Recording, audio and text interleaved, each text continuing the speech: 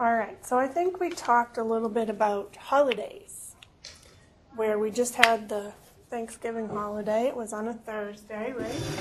And no class. So we have 3 weeks of class tonight and 2 more weeks, and then we have the holidays. Yay!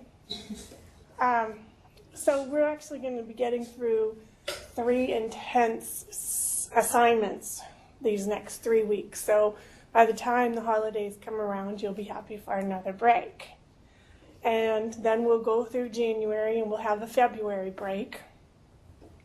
So then we'll have, 4 or 5 maybe weeks.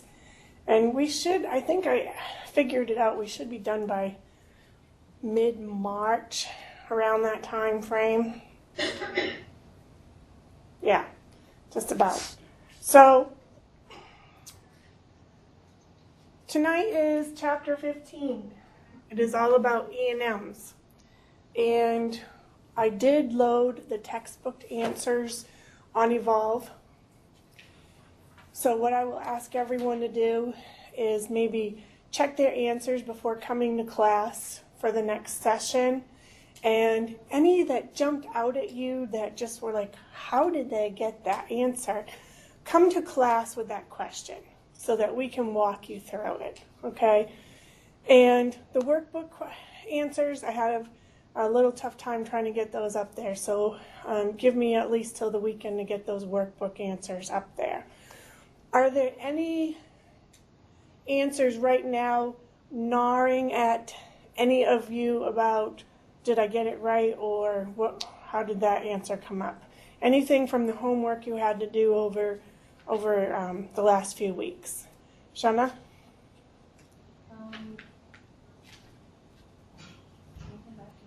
Yes. Daniel? Nothing in specific, but I would like to be walked through 1 or 2 of them. Yeah.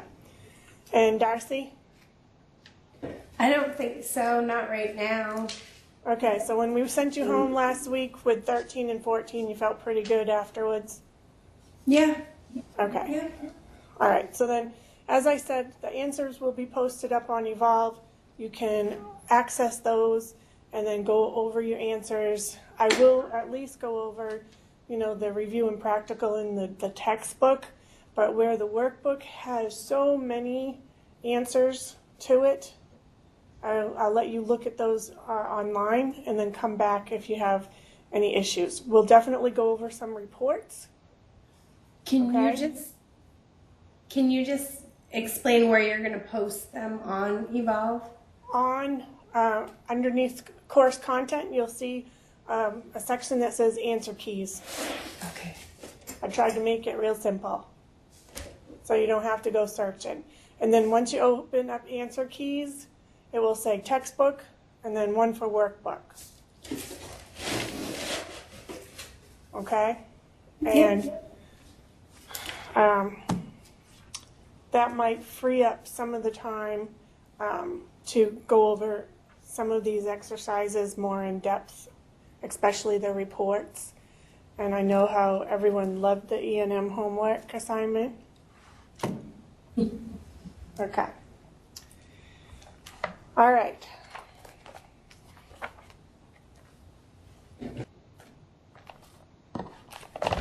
So let's start with opening your CPT book. So we're starting in our CPT book. And we're going to open up to page 4. And it's right to the Evaluation and Management Services Guidelines. Now remember, we learned before break that before every section, you have a set of guidelines. So if you want to be taking notes and highlighting and underlining stuff, this is where you want to be doing that as I go through the presentation.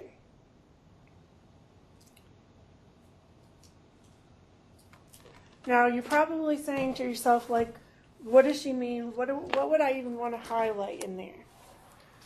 When you're coding and when you're sitting for your national exam, you want the stuff to stick out at you that you're going to need to know as you're doing the exam. So, what are classification of E&M services? Well, off the top of your head, would you know that there are office visits, hospital visits, and consultations? No, because this stuff is not to be memorized. Will you eventually memorize it? Yes, because as you work with it, you will memorize what you work with the most. So what you want to highlight right underneath at classification of evaluation and management services, in that first sentence, the last three things: office visits, hospital visits, and consultations. Because you want those to stick out at you if you have to go looking in your book for your exam. They might ask you, what are the categories divided into for the E&M section?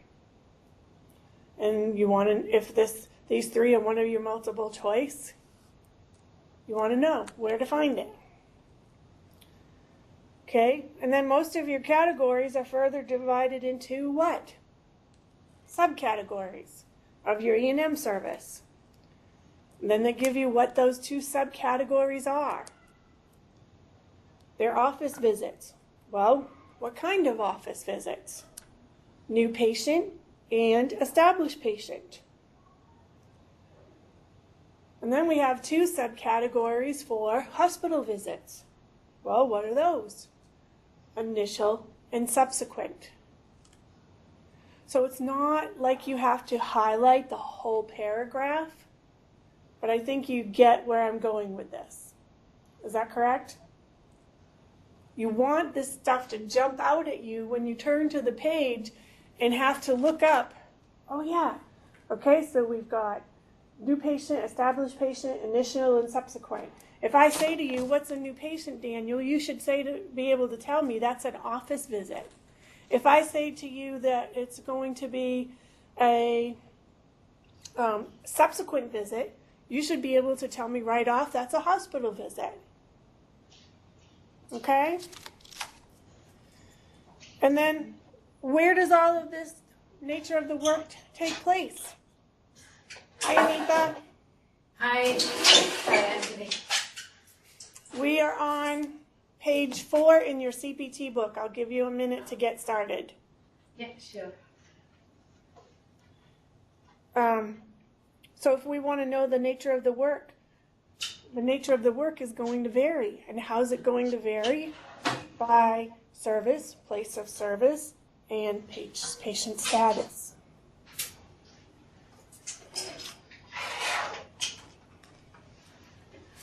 So as I go throughout this lecture, through this presentation, if you can try and follow along in your guidelines as well as your textbook. So when I say to you page 429 in your textbook and page 4 in your CPT book, is that helping you? Okay. That's fine. For those of you it helps fine. If it doesn't, that's fine. Choose one or the other. Okay? If the textbook is easier for you to follow along with and then take your notes and put them in your CPT book, fine. What I'm trying to show you by having the two books side by side is that your notes in your textbook can be transferred to your CPT book because the text, the wording in your textbook are your guidelines. So, Anita, we're on page 4 in your CPT book and page 429 in your textbook.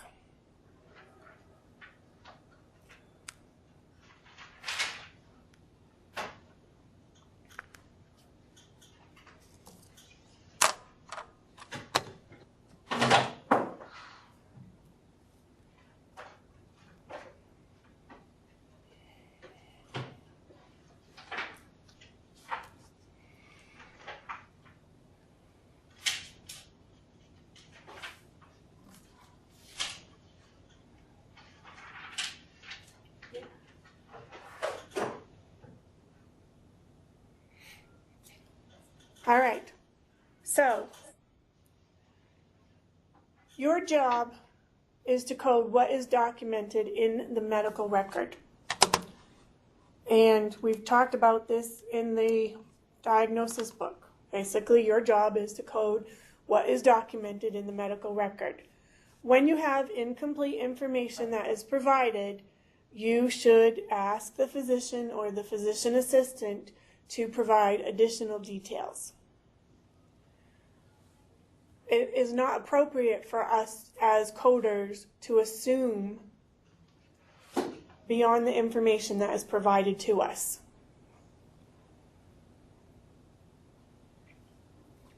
The medical record is the documentation that supports the claim going out the door. So our job is to optimize, never maximize. Optimize means to get the most out of.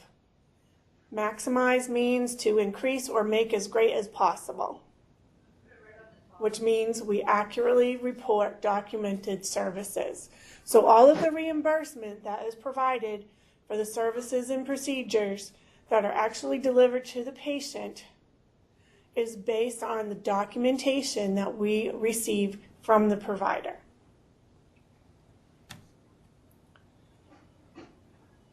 It is a crime to code for services that are not provided. It is fraud to bill for services that were never rendered.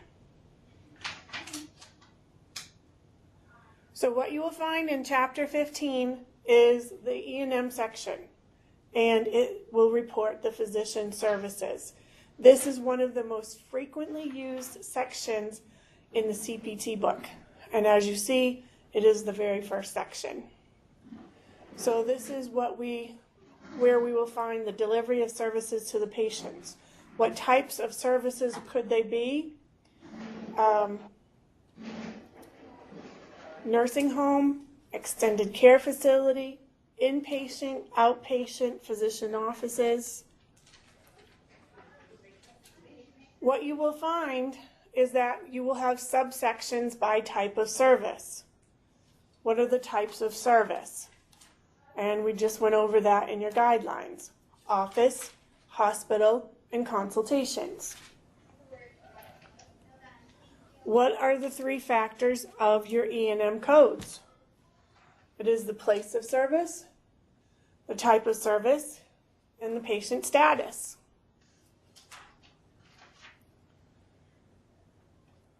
Okay? So what is the place of service? The bottom of page 429 in your textbook. The place of service explains the setting of the service. So what are the settings? Office, emergency department, nursing home. What is your type of service? Over on page 430, type of service.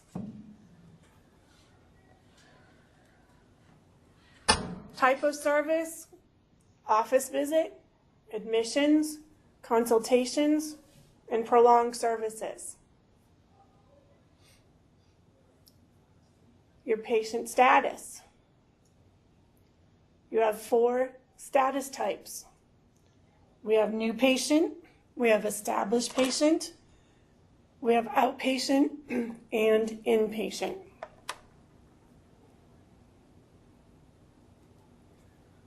So what is a new patient? A new patient is anyone who has not received any professional service in the last 3 years from the same physician or from another physician of the exact same specialty and subspecialty and in the same group. Your new patients are more labor-intensive for your physician and your staff. Why do you think that would be, Darcy?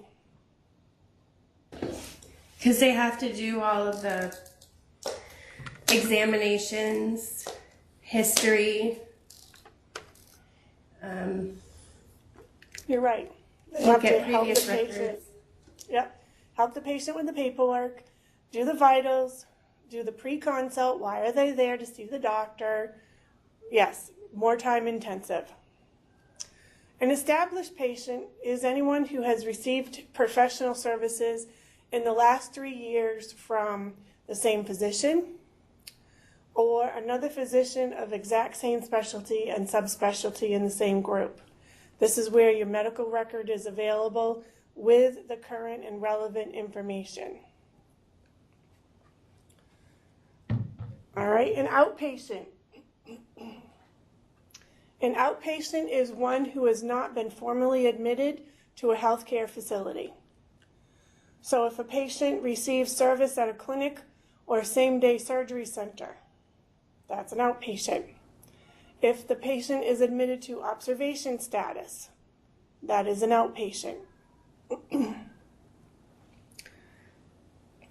inpatient, one who has been formally admitted to a healthcare facility, such as a hospital or a nursing facility. The attending physician would dictate the admission orders, the H&P, and the request for any consultations.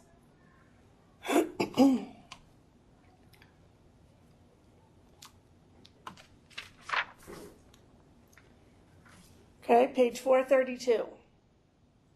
Various levels of the E&M service.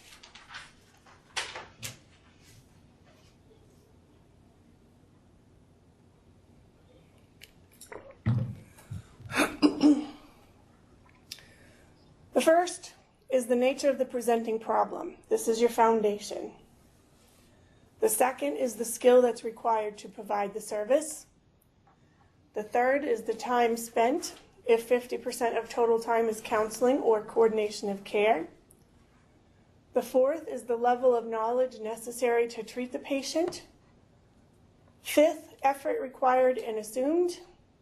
And sixth, responsibility required. All of these are based on the documented evidence that we find in that patient's medical record. Then we have the key components, or I should say these levels are then divided based on key components and contributory factors.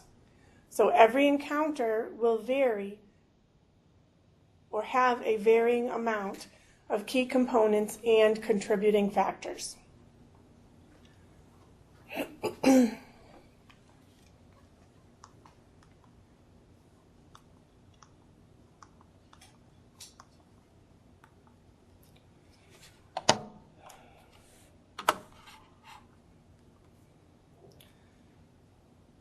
So, encounters.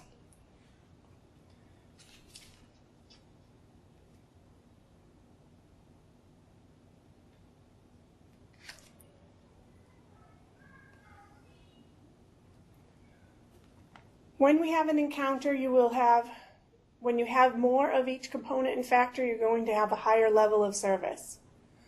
When you have less of a component and factor, you're going to have a lower level of service. So let me give you an example for that.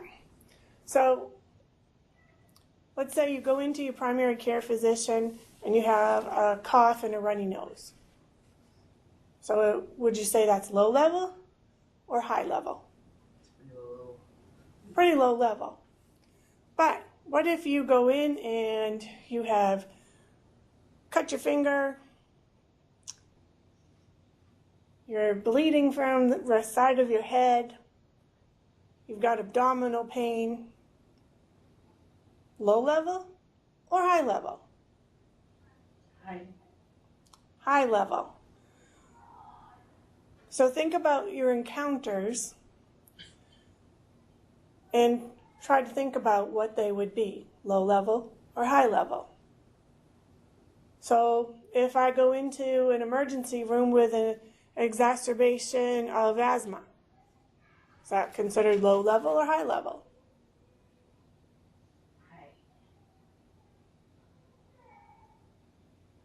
High.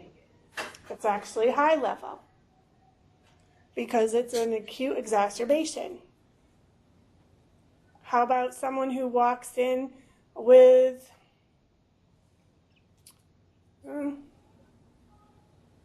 tree sticking out of their side? I used the chainsaw, and it kicked up and went right through the side. High level, right? Okay, someone comes in, they have some shattered glass side of their head. Low or high?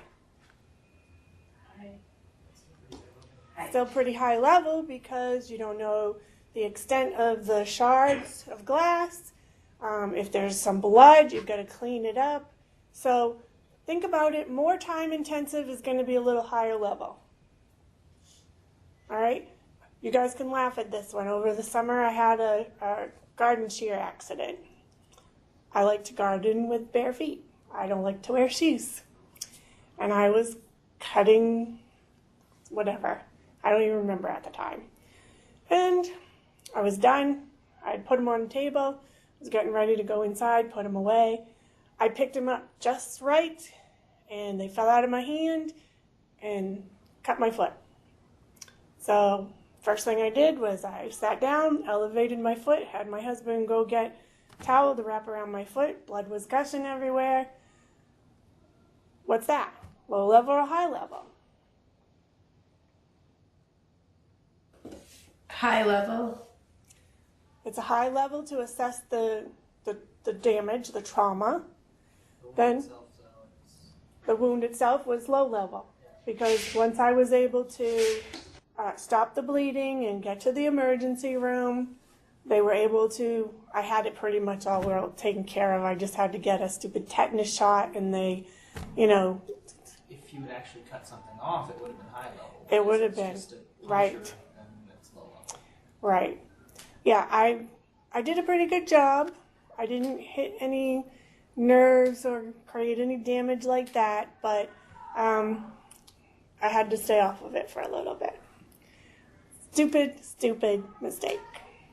Picked them up, they fell out of my hands. I've done the same thing myself. Yeah. So when you're thinking about encounters, think about the work involved in that encounter.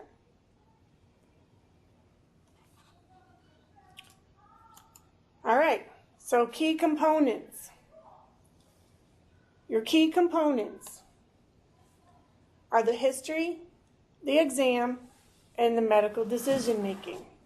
So to some extent, you will have each of these key components in every patient encounter that you have. So we're on page 432 in your textbook. Okay, so key component. We'll use the example of the emergency room, okay? What's the history? So what happened? The examination. How are they examining it? And then the medical decision making. What has to be done? Well, we got to clean it out. Maybe debride it a little bit. Stop the bleeding. Suture it up. Make sure it's all clean. Okay, that's pretty simple. Okay, contributory factors. These are the conditions that help the physician determine the extent of the history, exam, and decision making required to treat the patient. So there are 4 contributory factors. Counseling, coordination of care, the nature of the presenting complaint, and the time. Some or all of these may be relevant in a given patient encounter. So did they have to counsel me on my foot? No. Coordination of care? No, they didn't have to involve anyone else but the nurse. What was the nature of the presenting problem? I punctured my foot, ended up with a 3-inch gash, a couple inches deep. Just had to clean it out. The nurse was able to do most of it. I think the doctor spent all of 10 minutes with me, if that. All right, so what's 4 elements of a history? Over on page 433, 4 elements of a history. So we have the chief complaint. All right? What's the chief complaint? I have a gash in my foot. History of the present illness. Well, what was I doing? I picked up the garden shears to put them away. They fell out of my hand. They punctured my foot. I elevated the foot immediately to try and, stop the bleeding. Review of systems. So what kind of review of systems do you think the doctor is going to do? What is a review of system? Anyone can tell me?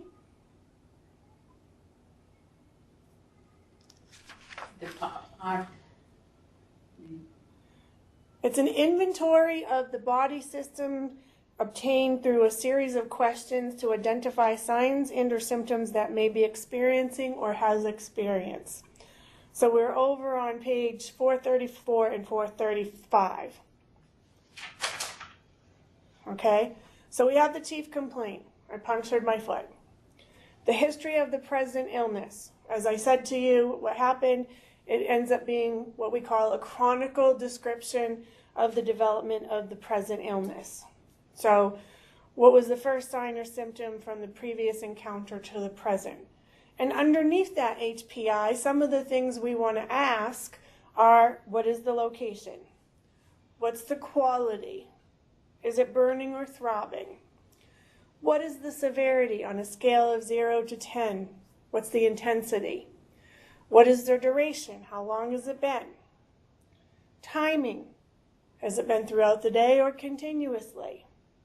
Or at night or in the morning? What's the context? Under what circumstance does this occur or hurt? Modifying factors. Is it better when it's lying down or worse when you're bending? And then are there any other associated signs and symptoms? Any weakness? What else is present related to the chief complaint? If you think about all of the encounters that you have with physicians, whether it's your primary, your ear, nose, and throat, your OBGYN, your asthma and allergy, you go through all of this, don't you? But we never think of it that way. We think that it's just being asked the same old thing over and over, and the first person didn't listen, so that's why the second person's asking the exact same thing. Right? So then they have to do a review of systems. So if I just hurt my foot, what system do you think they're going to review? They're going to review just my foot. Do you think they're going to ask about gastrointestinal, genitourinary, respiratory, cardiovascular, ears, nose, and mouth, eyes? Probably not, unless maybe you had an intense history of it. Right. So as long as it's not related to the present illness, that the only thing they're going to do for a review of systems might be the musculoskeletal. So have I affected the range of motion at all? Can I walk on it? Is it stiff? Is it hurt? All right.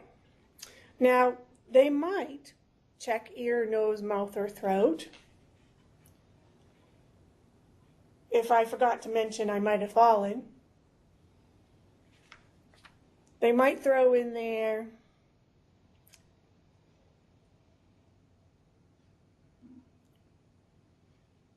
constitutional, so weakness. Is there a weakness since did I lose too much blood? I doubt it, but. All right, integumentary, they would turn the page, 436. They would check the skin around the cut, the puncture. Neurological, they might check neurological. They might check the bottom of the foot, see if I did anything to the nerves around that area. Endocrine, hematologic, allergic, psychiatric. So based on the reason for the encounter would dictate what type of review of systems. So if someone comes in from a trauma, from an accident, pretty sure you're going to do all review of systems, all system review. If someone's coming just for ear, nose, and throat, cough, sneezing, stuffy ears, you might have respiratory, allergy,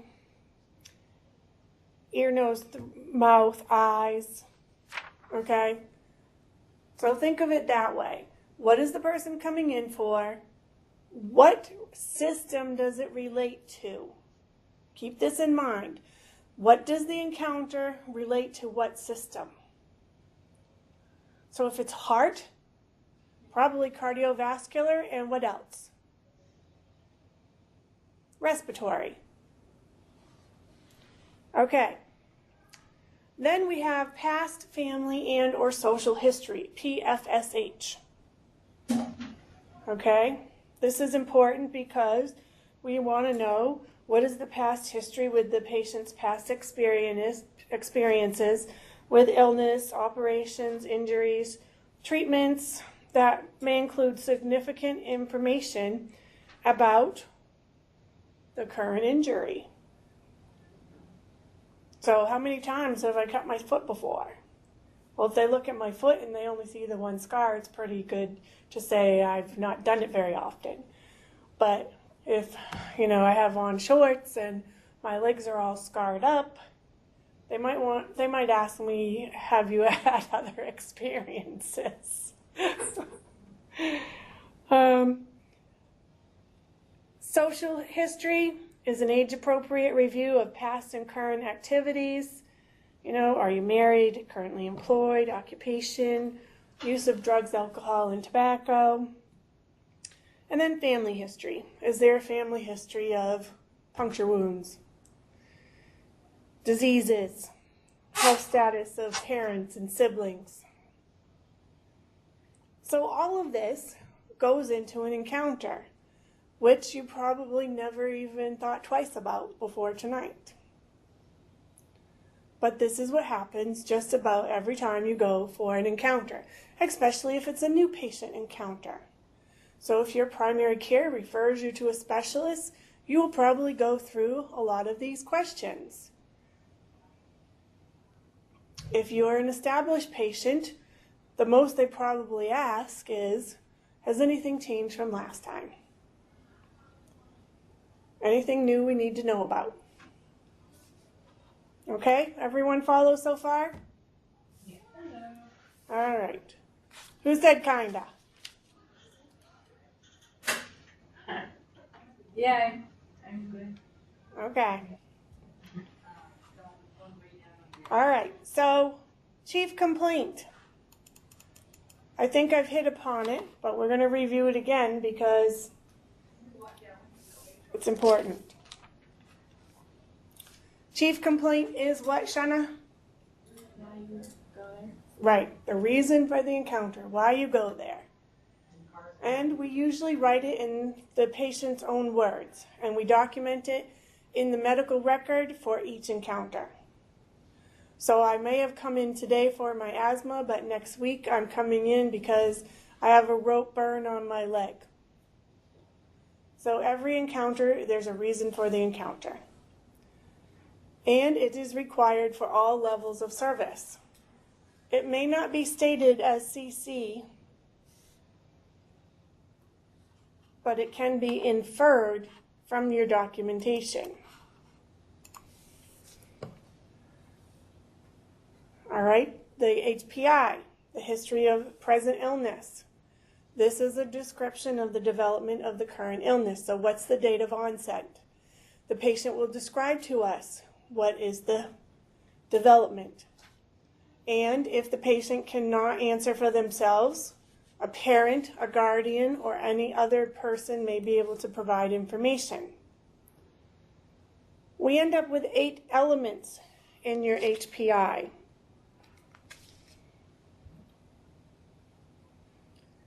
And the provider must document.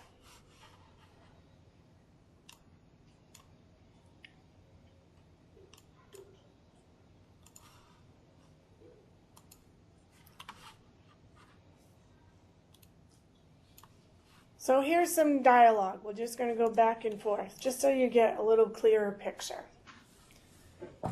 This is development of a chief complaint of abdominal pain. The patient comes in,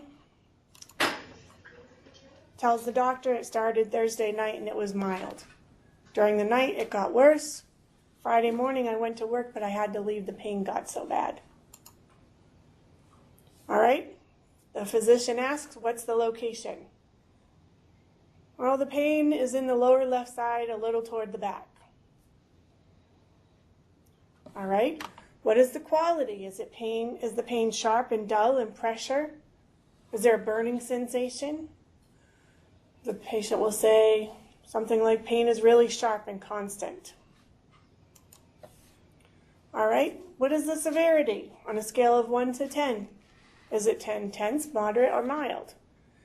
The pain is terrible. Worst pain I have ever had. It's intense. All right, what's the duration? How long has this pain been present? The pain is going on 3 days now. And what is the timing? The pain is present all the time. It doesn't go away. All right, what is the context? So when does it hurt the most? Is there a correlation to a specific activity, like climbing the stairs? No, the pain is just there. It doesn't matter what I am doing.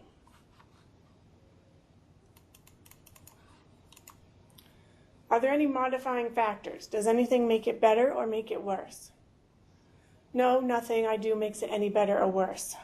Aspirin is taken, but I don't have any relief. Do you have any associated signs and symptoms that are relating to this problem? Does anything else feel different when the pain is present? Yes, I have nausea when the pain is at its worst. Okay? So everyone follow me with that? Okay. So let's talk about the review of systems then. You have organ systems. Respiratory and cardiovascular.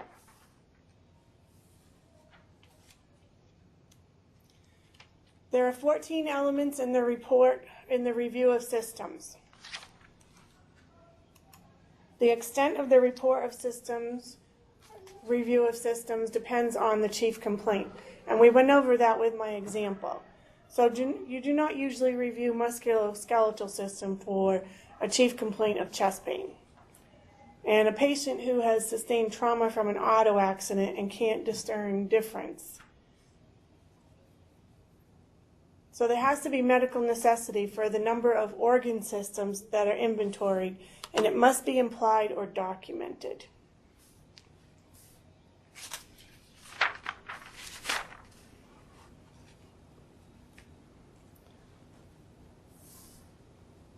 Now the systems that are in your review of systems, we talked about those. If you look back on page 435 and 436, you'll see the constitutional, the eyes, the ears, the cardiovascular, respiratory is an organ system, gastrointestinal, genitourinary, musculoskeletal, and tegumentary, those are all organ systems. So genitourinary system, you might have painful urination, results of female reproductive tests. With gastrointestinal, it could be something about appetite and nausea or rectal bleeding. In tegumentary, it could be presence of rashes, eruptions, and jaundice. We have the neurological, the psychiatric, the endocrine, the hematologic, and the allergic. These are all organ systems.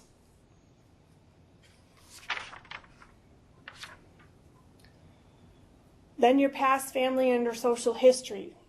This also contains the relevant information that I just reviewed with you earlier. Major illnesses, operations, hospitalizations, allergies, immunizations. Then your social history will also contain information about your sexual history and any other relevant social factors. past and present medications, your family history, the health status of your family members, parents, siblings, children, and any family history items related to the chief complaint. So now we get on to the 4 levels of history over on page 437. So there are 4 levels of history. We have the problem focus, the expanded problem focus, the detailed, and the comprehensive. So as I said earlier, every encounter you want to pay attention and see, is it going to be low level or high level? And these 4 levels help you determine low to high. So a problem focused, right there on page 437 in your textbook, a problem focused, you have a brief history that is focused solely on the chief complaint. A brief HPI, no review of systems, no past family social history, and a brief history that includes 1 to 3 of the 8 elements of the HPI. So, simple, runny nose, how long has it been going on? No review of systems, but they might actually do an ear, nose, and throat review. No past family social history. If it's an established patient, they might look in your chart and see how long, how often you come in. If you're a new patient, they might ask you real briefly. Expanded problem, a brief history focused on chief complaint. A brief HPI, less than 3 of the 8 elements, or 1 to 2 chronic problems. A review of system as it pertains to that presenting problem, and no past family social history. A detailed history, you'll have the extended history, extended HPI. With the HPI, you may have 4 or more of the 8 elements and 3 or more chronic conditions. You also will have an extended review of systems and a pertinent past family social history. So do you all see how as we go higher in the histories, the more information we will need to come to some type of medical decision making for a patient? Okay. So comprehensive, extended history, extended HPI, complete review of systems, and complete past family social history.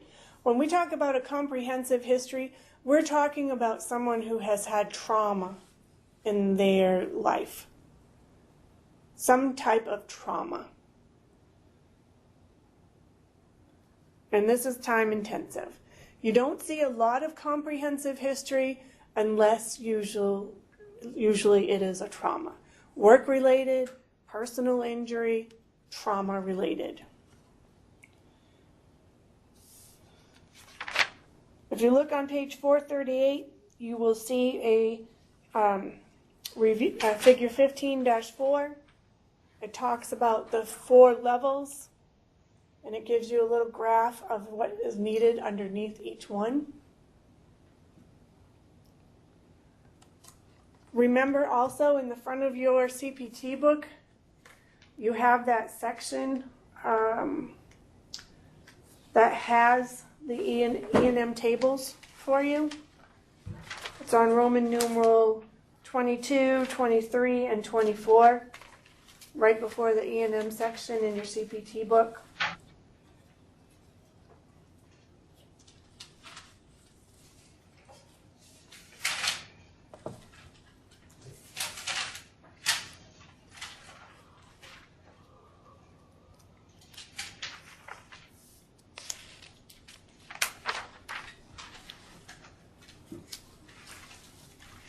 Okay? Everyone able to locate those so they know where they are? All right. So moving on to the examination on page 439 in your textbook. The examination, there are 4 levels of examination. Same thing as before. Problem focused. Problem focused is the affected body area and or organ system. In your 1995 guidelines, there are 10 body areas. In your 1995 guidelines, there are 12 organ systems. Today, we still use the 95 and 97 guidelines that Medicare put out. Excuse me. And you'll notice that part of that information is included here in your CPT book. The expanded problem focus exam is a limited exam. It's usually the affected body area and or the organ system. Other related body area and or organ system, which is often vitals or general appearance of the patient. A detailed exam would be an extended examination of the affected body or area and or related organ system. Your comprehensive exam, again, complete single specialty or complete multi-system exam. So, ear, nose, and throat. Cardiovascular.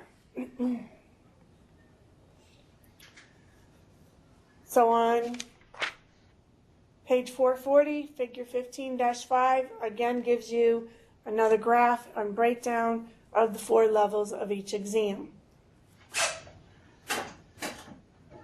What you want to remember is that the extent of the exam depends on the needs of the patient and expert judgment of the physician. If it isn't documented, it didn't happen. How many times have you heard me say that throughout class? If it isn't documented, it didn't happen. And if it may have happened, but you can't bill for it unless you documented it. So, just because it happened doesn't mean it did because you didn't document it. The extent of the exam must be documented in the medical record.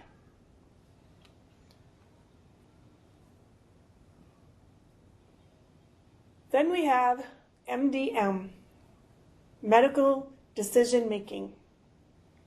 Medical decision making complexity. The level of the MDM is significantly different for a person who has a chest cold versus a person who has severe chest pain. Why would that be, Daniel?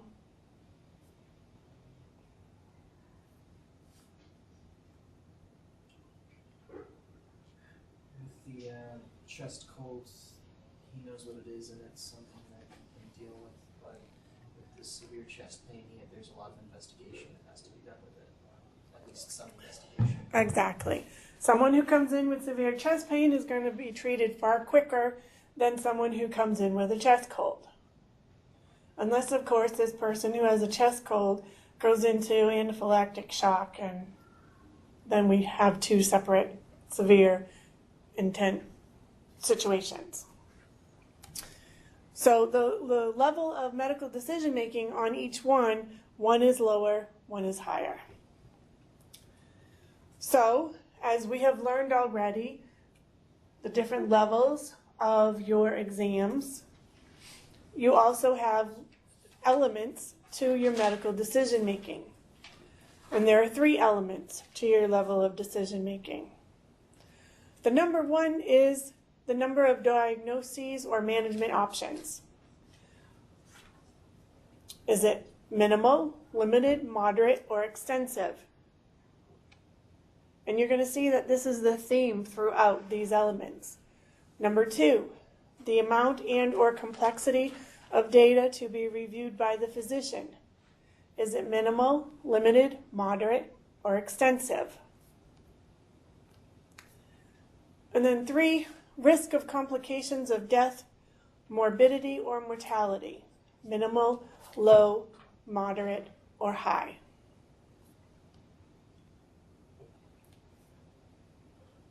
So now we have 4 levels of medical decision making. Straightforward, low, moderate, and high. So you see the theme that we have going on here? We have 4 levels. 4 levels of exams, 4 levels of encounters, 4 levels of medical decision making. The straightforward is where the number of diagnoses or management options are minimal. The amount and or complexity of data is minimal or none. And the risk of complications or death are minimal.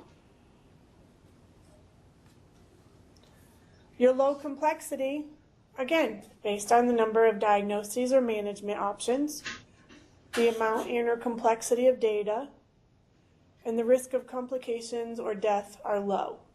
So low complexity would be limited and low.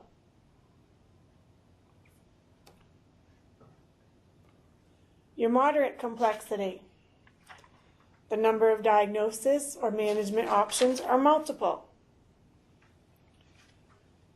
The amount and or complexity of data is moderate.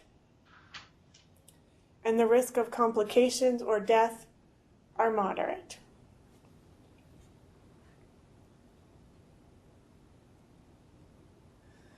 High complexity, number of diagnosis or management options are extensive. Amount and complexity of data is extensive. And risk of complications or death are high.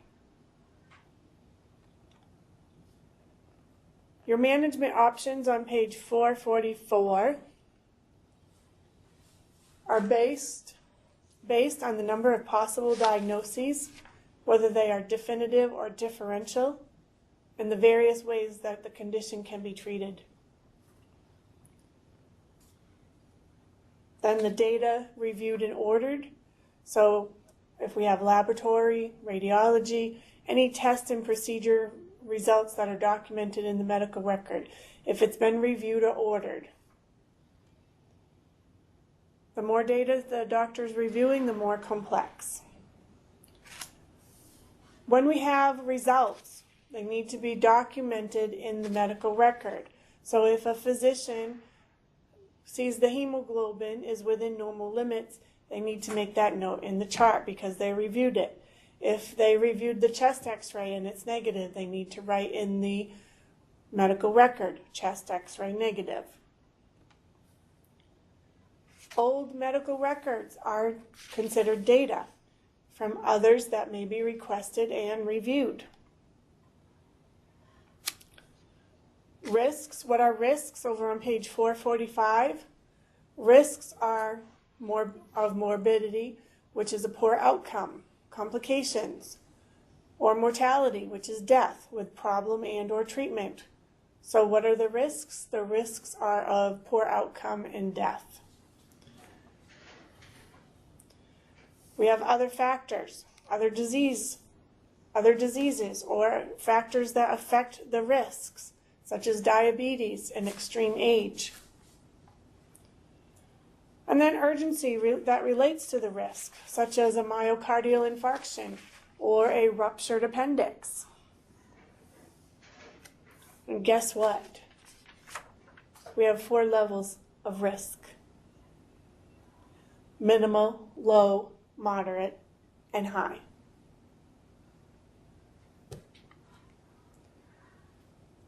So, if I have a wasp bite, what is that considered? It would be minimal, and it would be self-limited.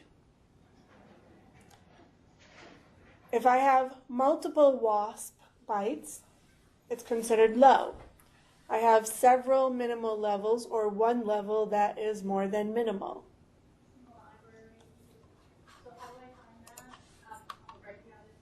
One or more chronic illnesses.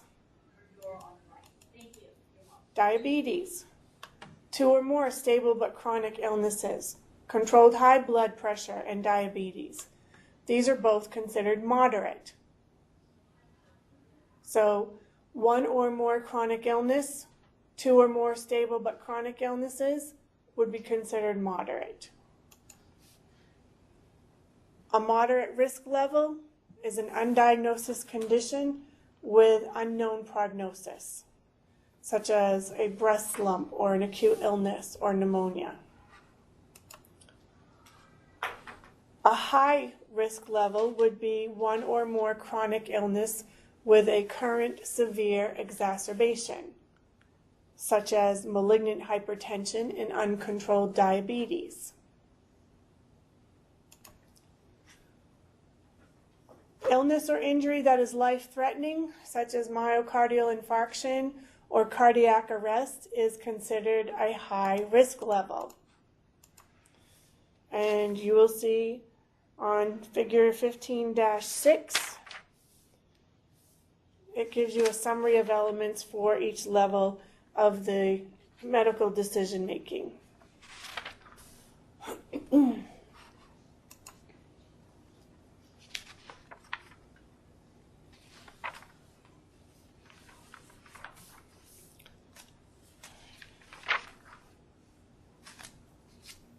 So, just to review the three key components, it is our history, our exam, and our medical decision making.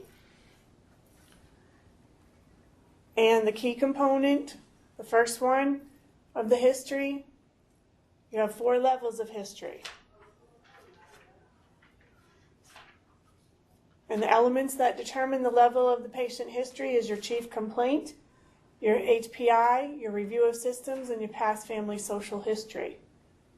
And we move on to the 4 levels of that history, which could be problem-focused, expanded problem-focused, detailed, and comprehensive. The second component is examination. This is the objective exam of the patient, and we have 4 levels: problem-focused, expanded problem-focused, detailed, and comprehensive.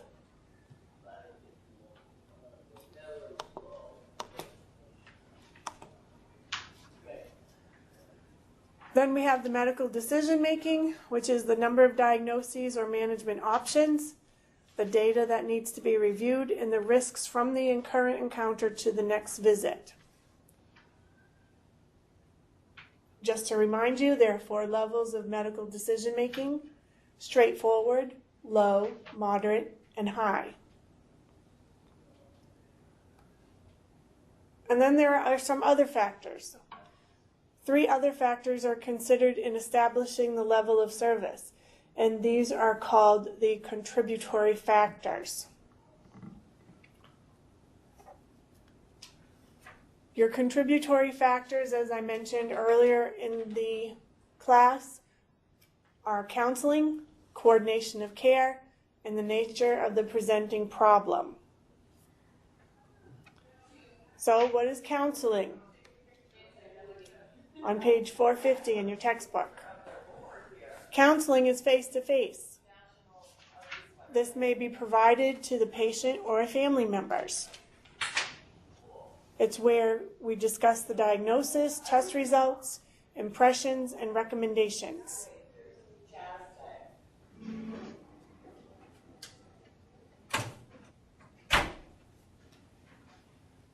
And the medical documentation must support that more than 50% of the visit was counseling. The second one is coordination of care. This is also face-to-face.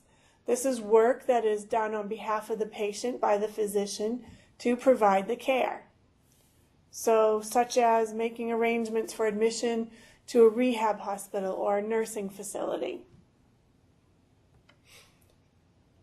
And then the nature of the presenting problem. What type of problem patient presents to the physician with, and what is the foundation upon which the key components are factored.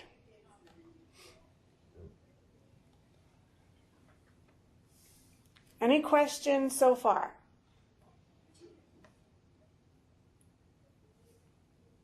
Okay.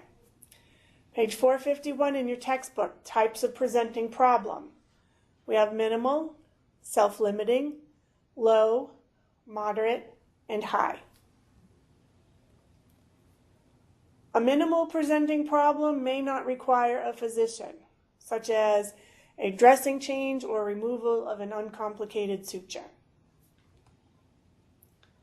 Self-limiting presenting problem. Self-limiting problems are minor and with a good outcome predicted. So someone who has a sore throat or a slightly irritated skin tag. A low presenting problem. Without treatment, low risk. So a middle-aged healthy male with an upper respiratory infection. A moderate presenting problem without treatment or moderate risk, an elderly male with pneumonia. A high presenting problem without treatment and high risk, an elderly male in very poor health with severe pneumonia. And then time. Direct face-to-face, physician and patient together, whether it's in a clinic visit or at a bedside in a hospital.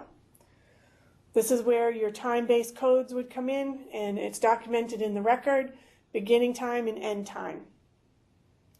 And then if the total time spent indicates 50% or more, probably it was counseling and coordination of care.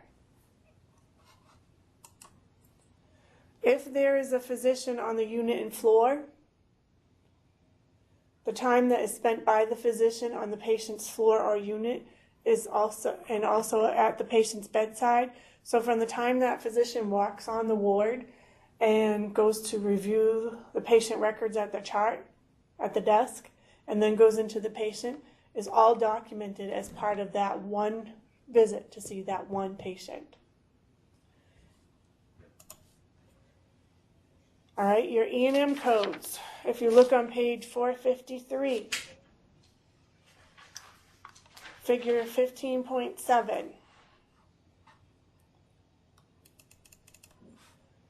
All right, this is what it looks like in your E&M section. So you'll see that you have the category. You see that you have the three key components. You have the place of service, you have the contributory factors, the number of key components required, the category of the patient status, and the place of service. So when you use your E&M codes, the codes are grouped by type and place of service, which we said earlier are your consultation, your office visit, and your hospital admission. You will see that there are different codes for various levels of service. They range from 99201 to 99205, and these are for your new patients in the office or other outpatient setting. Your established patients, 99211 through 99215. The 99211s may not require a physician.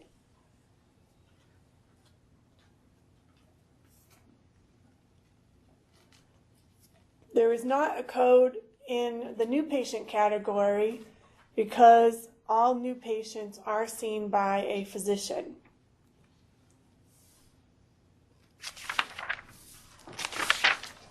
Over on page 457 in your textbook. Hospital observation status. Not officially admitted to a hospital.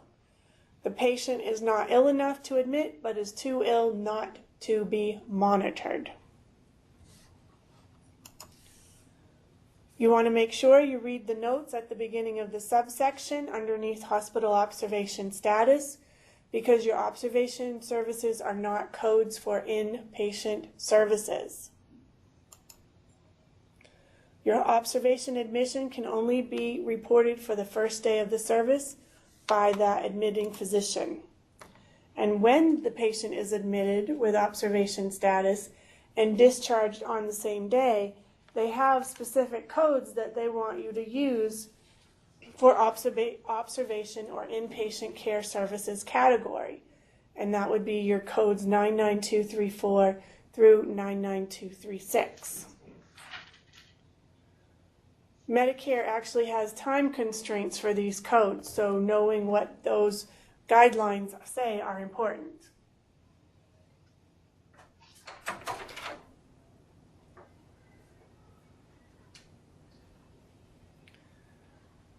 When a patient in a hospital overnight for observation but less than 48 hours, the first day code would be reported using 99218 through 99220. The second day would be 99217, which is the observation care discharge service. If your observation stay is longer than 48 hours, you have a set of codes for the initial observation care, a set of codes for subsequent observation care, and a third code for observation care discharge. So the initial observation care, the codes are 99218 through 99220. The subsequent observation care codes, 99224 through 99226. And then your third day observation care discharge, 99217. And if you're interested in where those are in your CPT book, it should be 13, 14, and 15.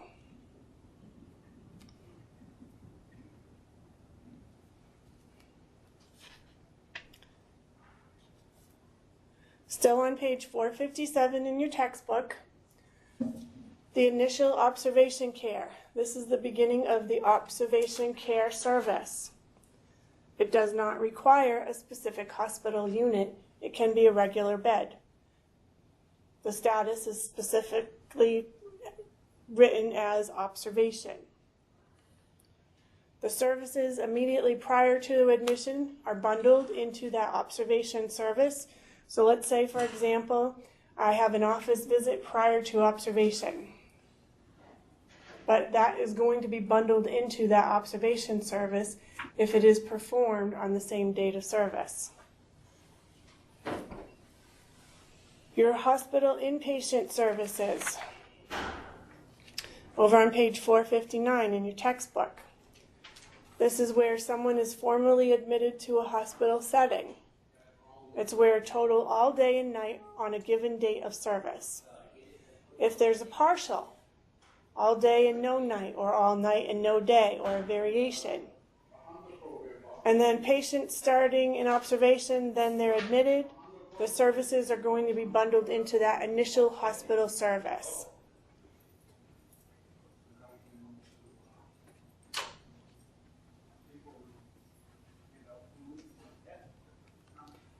The types of physician status. Over on page 461. Types of physician status, page 461 in your textbook. An attending physician, second paragraph. An attending is a primary or admitting physician. A consultant is a physician whose opinion and or advice requested by another physician. There is specific criteria required. Types of care. You might have concurrent care given to a patient by more than one physician. So if we have a pulmonologist and a cardiologist both treating a patient for different conditions at the same time, that is considered concurrent care. You then have two types of hospital inpatient services. On page 459, you have initial and subsequent. The initial hospital care is where the first service will include the admission. Blah, blah, blah. Sorry about that. Admission. Where the initial paperwork and initial plans and orders are given. This is used only once for each admission by the admitting physician. I don't know what is happening with me tonight. I can't speak.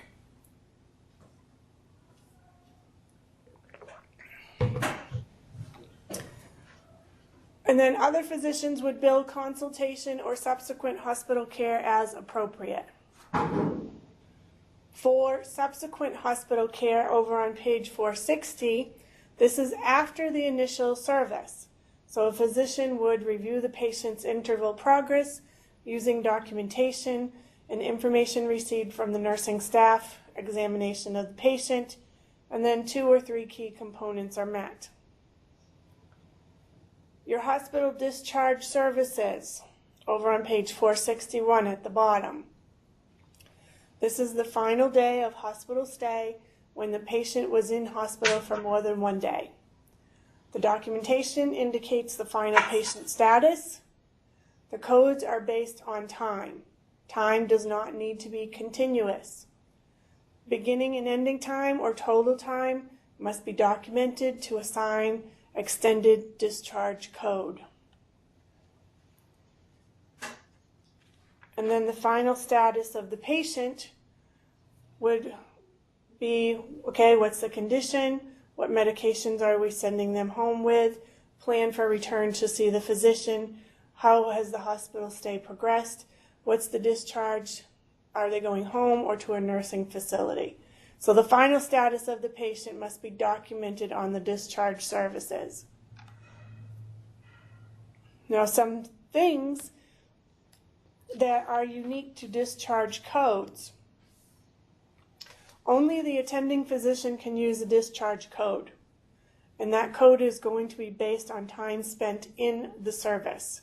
So they put the beginning time and the ending time, and it has to be documented, and the total time spent, or use the lowest level code.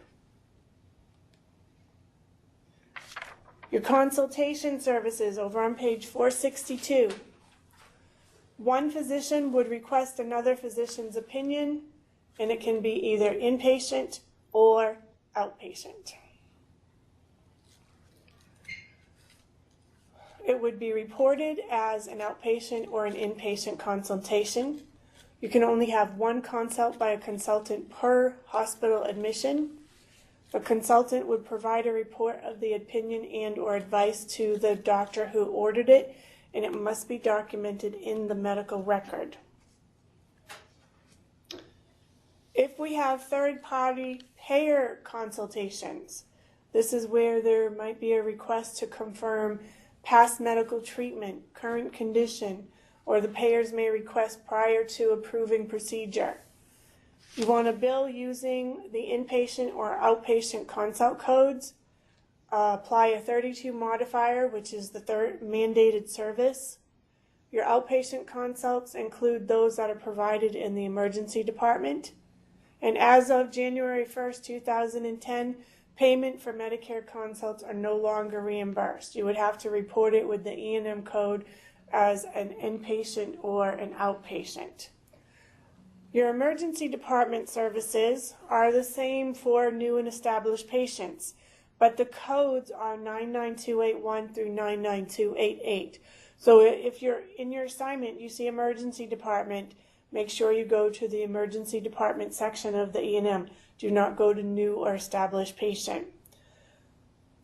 The ED is also known as the ER. It must be open 24 hours a day, unscheduled visits, and it's usually provided by emergency room staff. Your critical care and ED codes, the ED services often require additional codes from the critical care services. This is where someone might have multiple organ failure. A critical care service is provided to patients who are in life-threatening situations. The type of service, the type of critical care will depend on the condition that's present on arrival in the emergency department. And your codes for critical care are going to be based on time. So these are time-based. And critical care services are over on page 469 in your textbook. So the codes are time-based, and they're usually total time less than 30 minutes are reported with an appropriate E&M code. Your critical care services on page 470 goes over the codes, the length of time, and age of patients. Your nursing facility services on 471. These are non-hospital settings with professional medical staff. These people usually provide continuous healthcare services to patients who are not acutely ill. And these are formally known as your skilled nursing facilities, your intermediate care facilities, and your long-term care facility. Your comprehensive nursing facility assessment is provided at time of admission. This would be the initial visit by the physician. There's also providing periodically during a patient's stay in the facility. There are regulations that an assessment also be done. This would be using code 99318. And subsequent nursing facility care codes are used if a patient is stable or the condition is unchanged.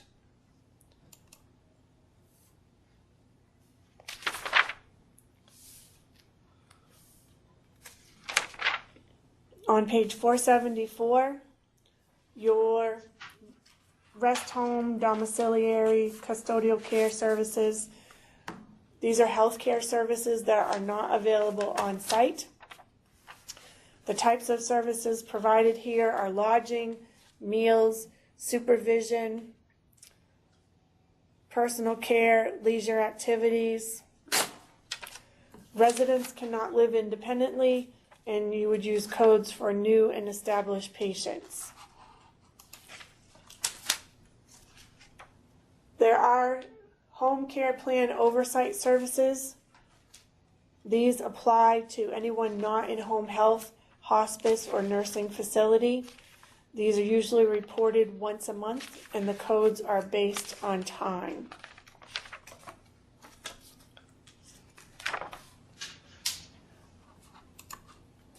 Your home services. This is where the care is provided in the patient's home. The services are based on history, physical exam, and medical decision making. You also have codes for new or established patients. And the home is considered the patient's private residence, not an assisted care facility. The prolonged services, over on page 475 in your textbook. The prolonged services are your time-based codes for direct and non-direct services. The codes for the first 30 to 74 minutes, then there are codes for each additional 30 minutes. If it is less than 30 minutes, do not report service as prolonged. Use an add-on code.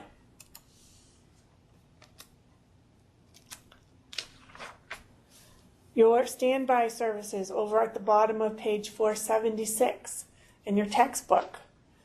If the physician is not caring for other patient, you would use code 99360. Physician standing by for only that patient if needed. And even if no care was provided to a patient during standby time, the physician would report and bill the service. But all of this must be documented in the medical record. So there is such thing as standby service. And if the physician is literally standing by, they would use code 99360. Your case management services over on page 477. This is used to report coordination of care with other health professionals and anticoagulant management. The anticoagulant management is an outpatient management of the warfarin therapy, also known as Coumadin. Your first 90 days and then subsequent 90 days, and then we have any period less than 60 days is not reported. Also underneath the case management services, you'll see medical team conferences. This will be your face-to-face with patient and or family, without patient and or family, and without patient and or family. So one where the participation by the physician is 30 minutes or more. The other one is participation by a non-physician, qualified health professional, 30 minutes or more. Your care plan oversight services on page 478 in your textbook. These are used to report supervision of patient care under your home, domiciliary, or equivalent environment. These are reported for a 30-day period. So you just do at 30 days, report it. They are reported in increments of 15 to 29 minutes. or 30 minutes or more. Your preventative medicine services. These are used to report services when a patient is not currently ill, so someone who has an annual checkup. These codes are divided on new or established patient status and patient age. If there is a significant problem that is encountered during the preventative exam, the E&M is also reported and the modifier 25 is added to that E&M code.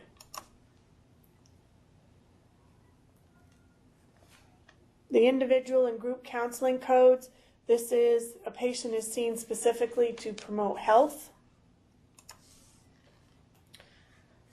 The codes are based on time, individual or group, and physician review of assessment data. If there's behavior change interventions for individuals, such as smoking, tobacco, or alcohol, that's where those codes come in. Your non-face-to-face services, page 479. This would be used to report your telephone services, your online report services, reporting interprofessional telephone and internet consultations, services that are provided for life or disability insurance. Your newborn care and neonatal pediatric over on page 480 and 481. You have multiple subheadings under here: newborn care, delivery, pediatric, inpatient neonatal, inpatient pediatric, and initial and continuing intensive care services. For the newborn care services, your initial and subsequent care in and other than hospital or birthing center, these would be used for your normal newborn infant per day for the E&M services. Your 99463 code, the initial hospital and birthing center when admission and discharge is the same day. Your delivery and birthing room attendance and resuscitation, codes 99464 through 99465. The 99464 code is used for attendance at delivery.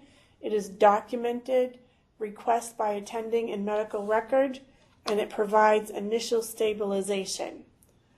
The 99465 code is resuscitation and ventilation. So intubation here is not included. Your neonatal and pediatric critical care services.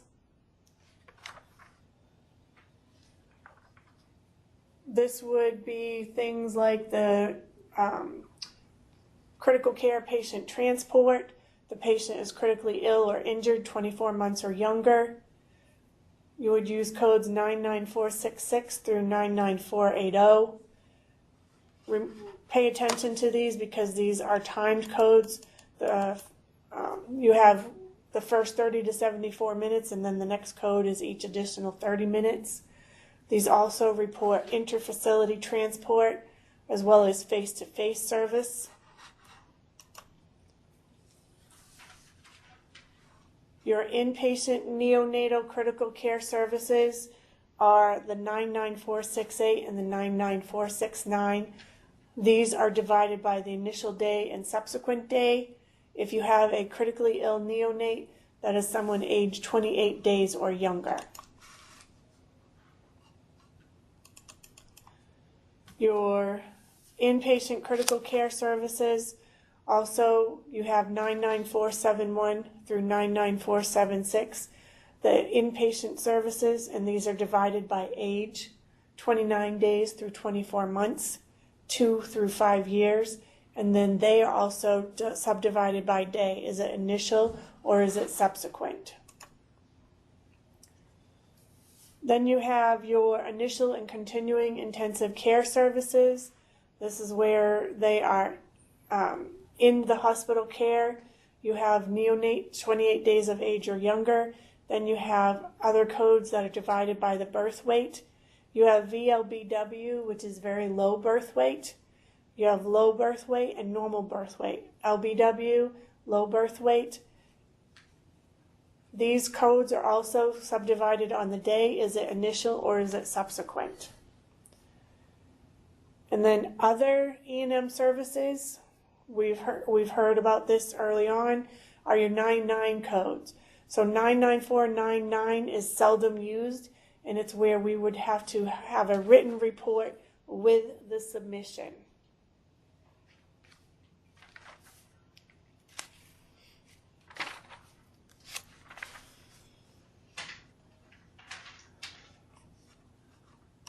All right, any questions?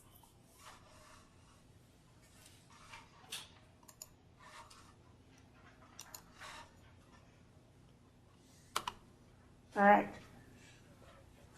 Why don't we take just about 5 minutes, and we're going to come back and go over some of the chapter exercises and the theory and practical at the end of the chapter.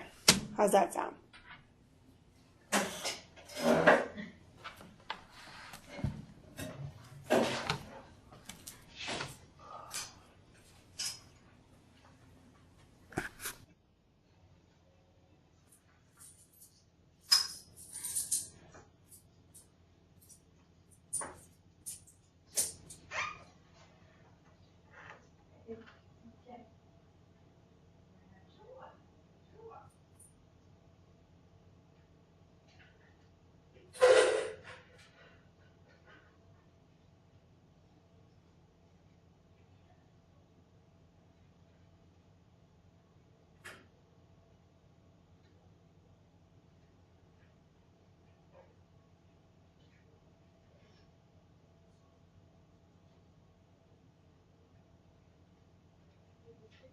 It's a sweetened tea.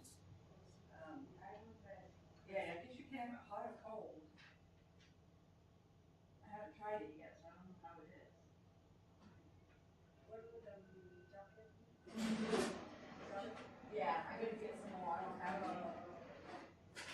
Maybe get some stuff this weekend. Yeah, that's it's regular coffee, but it just fits in. It fits right in there, just a thing. Yeah.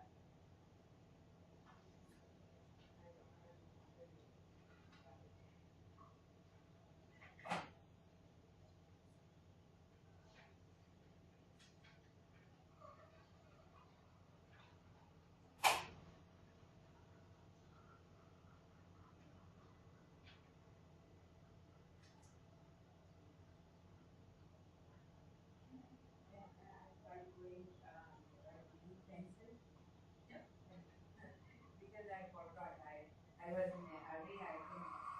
No, she's going to do it. I'll give you one on the way going home. Okay, yeah, that's fine.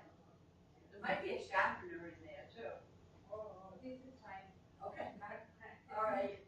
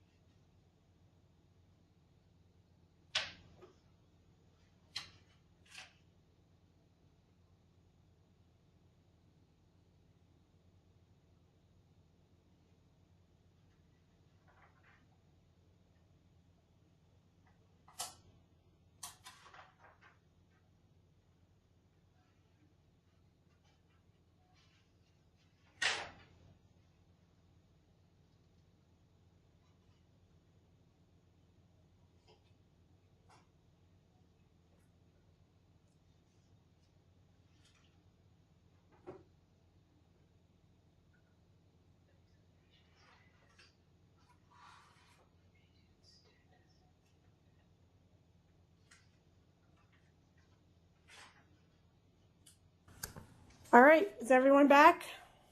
Yeah. All right. So, Daniel, do you have any questions throughout the chapter that you would like to go over specifically? All right. Anita.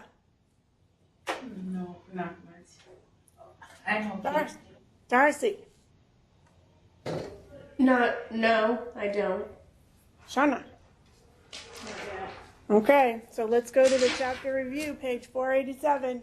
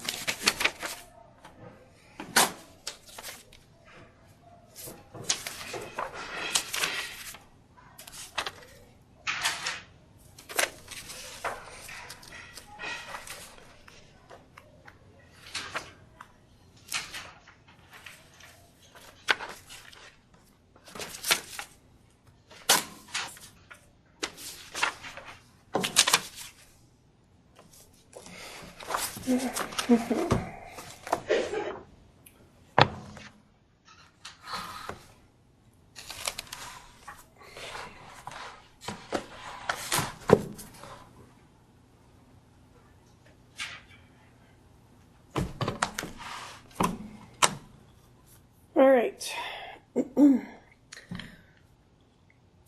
Is the examination of the back an organ system or body area examination? What do you have, Shauna?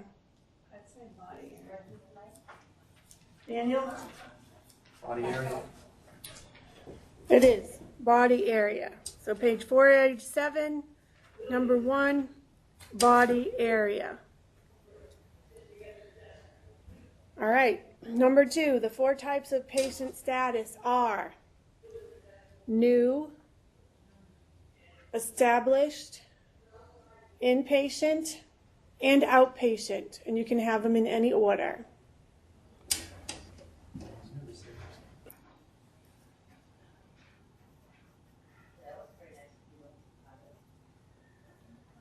All right, the first outpatient visit is called the initial visit, and the second visit is called the subsequent. Number 4, the 3 factors a coder must consider when coding are patient status, type of service, and place of service in any order. And you might see TOS for type of service or POS for place of service. Number 5, how many types of histories are there? 5. Number 6, which history is more complex, problem-focused or expanded problem-focus? It is expanded. Number 7A, problem-focused. B, expanded problem-focused. C, detailed. And D, comprehensive. 8, the exam that is limited to the affected body area is the problem-focused. What does VLBW stand for? Very low birth weight.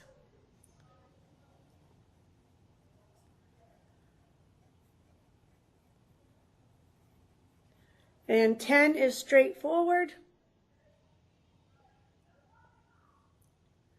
And 11 is inpatient.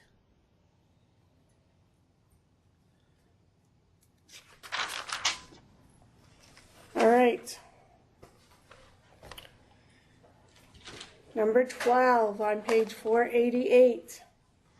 Number 12. The physician provides initial intensive care service for the evaluation and management of a critically ill newborn, 5 days old, inpatient for 1 day. What did you get on that one, Shauna? Nothing. Daniel? We're gonna wait to do these ones in class hopefully, but Okay, that's fine. Anitha, did you do that 12? No, I didn't. Darcy? 99468. You got it. 99468. So, how did she get that? We know that it's a critically ill newborn 5 days old. What is a 5-day-old infant? Neonatal. Perfect. Okay, so it is what? It is a critical care neonate. So we're going to look up in the evaluation and management neonatal critical care. So use your alphabetic index in the back of the book.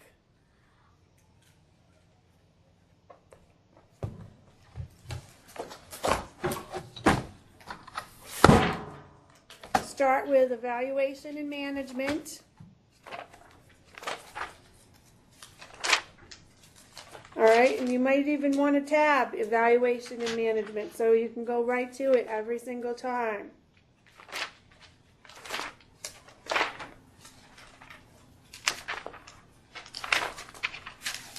You start on page 840 in your alphabetic index, evaluation and management. Page 840, evaluation and management. In your alphabetic index in a CPT book, and you go down through all those codes and you find neonatal critical care.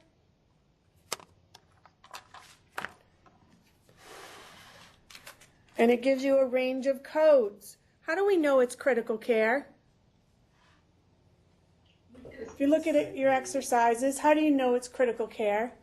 Because it says critical care. It says critically ill, and it says initial intensive care. Perfect, Darcy. You're on the ball.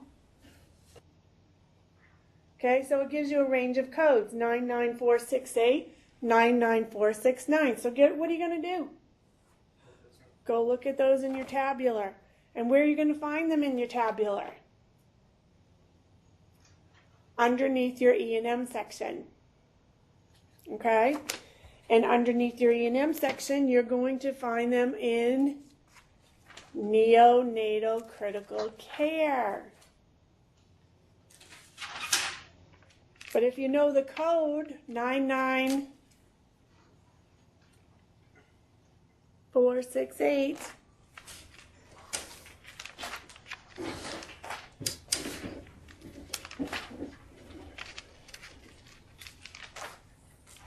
and it gives you the codes 99468 or 99469 on page 45 in your E&M section.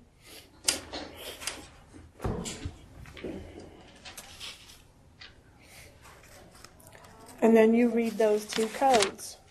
And you tell me which one is more appropriate. Well, first of all, it says initial intensive care. So that gets rid of 99469 right off the bat, so you don't have a lot of comparing. But you want to make sure one thing. Is the age appropriate? No. So the answer would be 99468. Okay? Now, I know I talked to you about this before break, but you see all these lovely notes in the E&M section? Mm-hmm. Your inpatient neonatal intensive care services and pediatric and neonatal critical care services actually start over on page 42 in your E&M section. At the bottom of the right-hand column, you actually want to start reading there and read all the way over on page 43, those two columns, and you read 44 and all of those. Every section that has reading before, during, and after, you want to make sure you are reading that, because these are part of your guidelines to help you determine the codes. Okay? All right, let's do the next one. A 55-year-old man is seen by the dermatologist for the first time. What does the first time tell us? New patient. Right, initial new patient, yep. And complains of 2 cystic lesions on his back. Considering that the patient is otherwise healthy and has a primary care physician caring for him, the dermatologist focuses the history of the present illness on the skin lesions, which is a problem-focused history. And focuses the problem-focused physical exam on the patient's trunk. Now, we only need that because of the diagnosis code, but what we're looking for right now is the CPT code. The physician concludes with straightforward decision-making that the lesions are sebaceous cysts. The physician advises the patient that the lesions should be monitored for any changes, but that no surgical intervention is warranted at this time. So, where are we going to start? E&M section in the alphabetic index. So we're going to go back to page what? I think it was 840. 840. Okay. So let's go there. What are we going to look for? What type of E&M? Dermatology. It's an outpatient. So, office and other outpatient. And it gives us a range of codes 99201 through 99215. Then you go back to the E&M section for office and other outpatient, and that's why I tab mine, because guess what? I have a little tab, office and other outpatients. Ooh.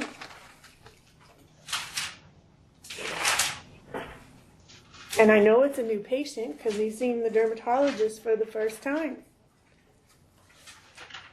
And they're telling us that it's problem focus and it's a problem focused exam.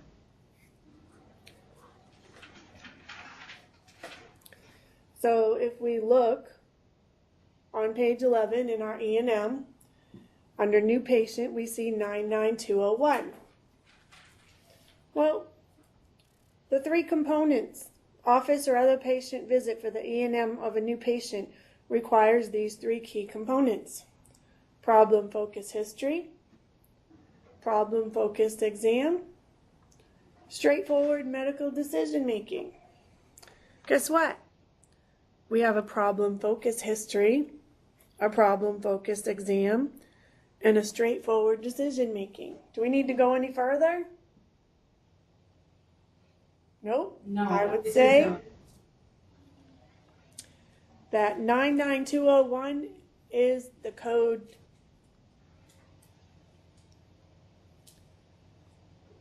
Now, if we don't have our diagnosis books with us tonight, that's fine. So let's talk through how we're going to find the diagnosis code. What are we going to look up? What is he being seen for? lesion. Yep, 2 Lesion. cystic lesions. Okay?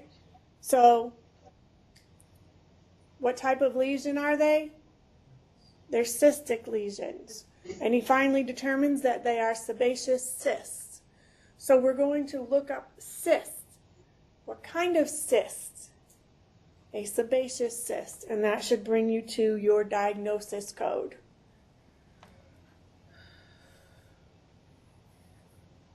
Okay? All right, number 14.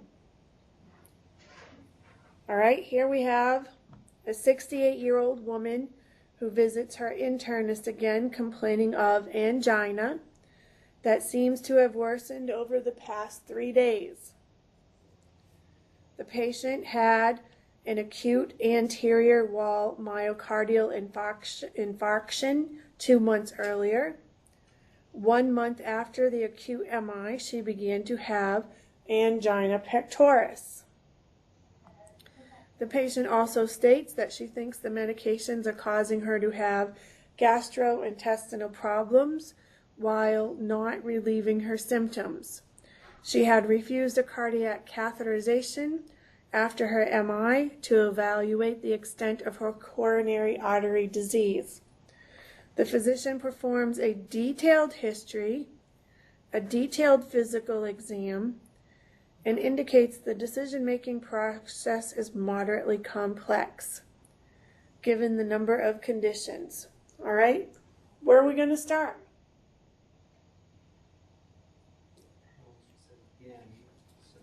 Cardiology. We're going to start an E&M.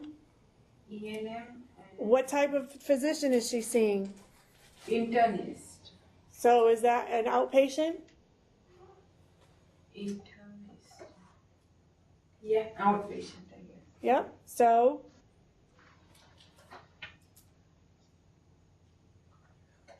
but because she's seeing the internist again, is it new or established? Established. Established. So all of you take a moment to tell me to look up the code, and then I'll ask all of you what you got.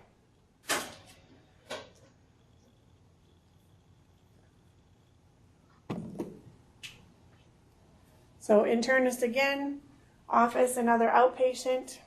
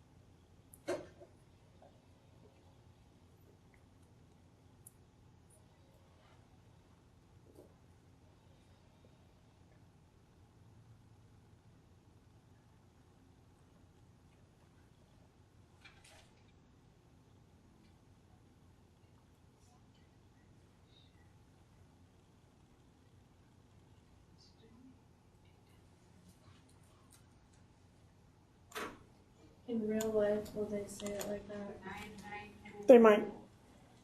But more than likely, no. You have to guess. They'll say, well, you'll know up at the front what they're coming in for usually. And then you just need to review. So, you know, if you've seen me, this is the second time you've seen me, obviously. I'm an established patient. Yeah, that part where they say I took a detailed history. You Right. just know from. You would know. They would say detailed, or they would list out the type of history that they did. Again, what it comes down to is you ask questions. If you're not sure, ask questions. All right, Darcy, what'd you get? 99214. Anita? 99214. Daniel? 99214. Okay, good work, everyone. All right, number 15. A 22-year-old woman visits the gynecologist for the first time. What do we have? New, established? New patient. Okay. Since relocating from another state last year, the patient wants a gynecological exam and wants to discuss contraceptive options. What are contraceptive options? What Birth is she- control. Yep. And what is birth control? What is it used for? Preventative. To be preventative. Okay, so we know that we have a new patient for preventative medicine. So you're going to go to your E&M section. Yeah, preventive services. It's 99381. 99381. Now, you see how we use that just to start looking it up? Then what you need to do is once you get that range of codes, you finish going through it to say, oh, okay, so they did,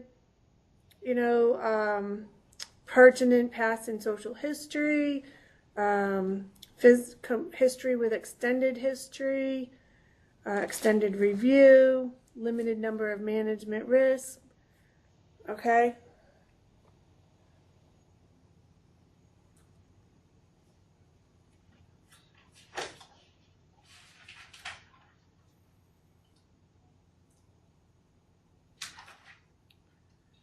So extended history, extended review.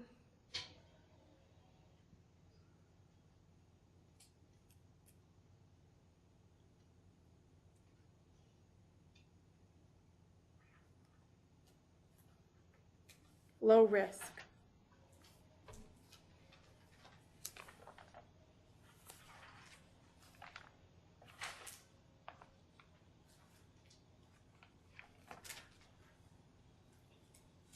And then how old is she? 23.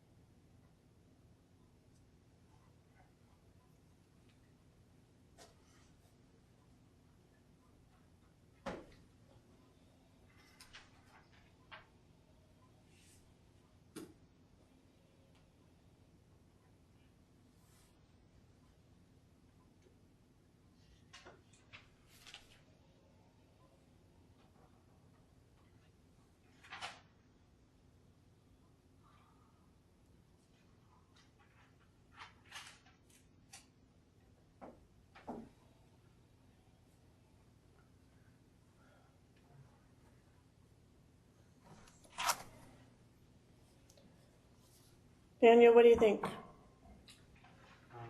Well, since 99385. Shanna? Anita? Yeah, 99385. Darcy? Same thing. Yep, good work. 99385. So, and it tells you right there what kind of code you're going to look up, so you don't even have to figure that one out for a diagnosis code. All right, number 16. Established patient is admitted on observation status for influenza symptoms and extreme nausea and vomiting. The patient is dehydrated and has been experiencing dizziness and mental confusion for the past 2 days. Prior to this episode, the patient was well, but became acutely ill overnight with these symptoms. Given the abrupt onset of these symptoms, the physician has to consider multiple possible causes and orders a variety of lab tests to be performed. The patient is at risk for a moderate number of complications. The medical decision complexity is moderate. Comprehensive history is collected and a comprehensive physical is performed. So we're going to start where? E&M. What type of services? If it's an observation status, where's that? It's in the hospital.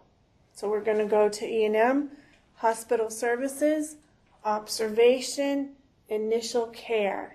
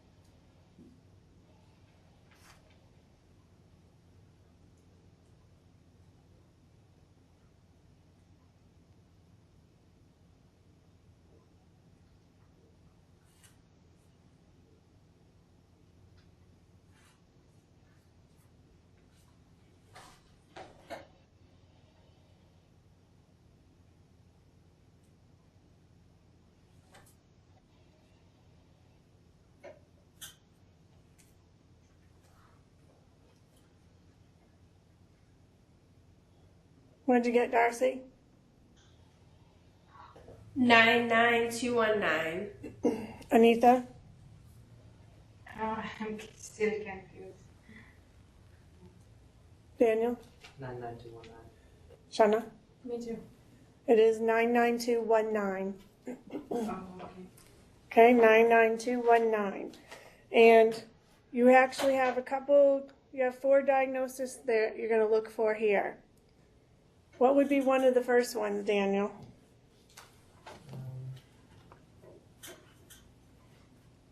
Well, you could look up influenza, I suppose.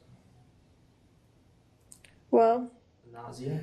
the symptoms. So when it says influenza symptoms, go right to the nausea. It actually might be vomiting instead of nausea because it's vomiting with nausea. And then you have the dizziness, the confusion, and the dehydration. So yes, you can look up the nausea, but it's nausea and vomiting.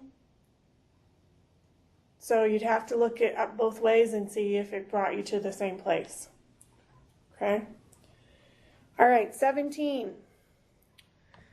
A physician visits another patient on observation status who has severe influenza. The decision is made to admit the patient whose condition has worsened and who is not responding to the therapy initiated on the observation unit. The physician performs a detailed history, detailed exam to reflect the patient's current status. the patient's problem of low severity, but requires ongoing active management with possible surgical consult. The medical decision-making complexity is low. So, first of all, where is this patient? In the hospital. They're in the hospital. So we're going to start out with E&M and then go into hospital.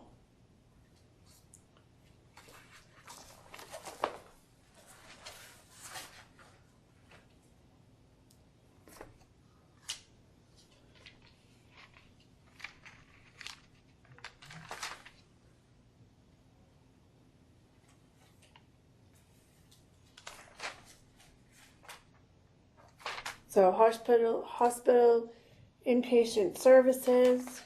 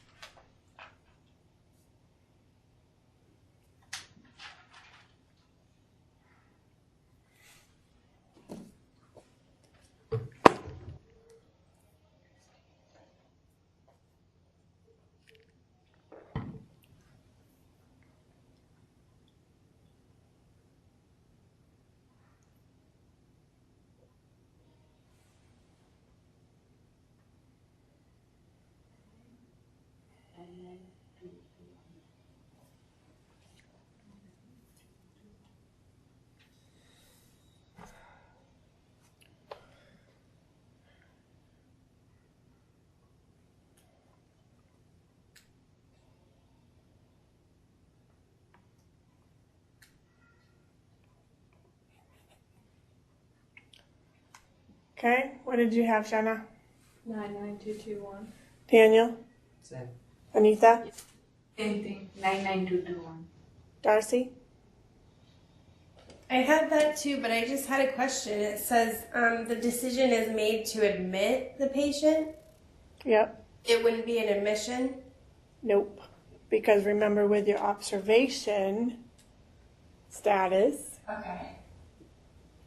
remember? Okay. Yeah, I do. Yep.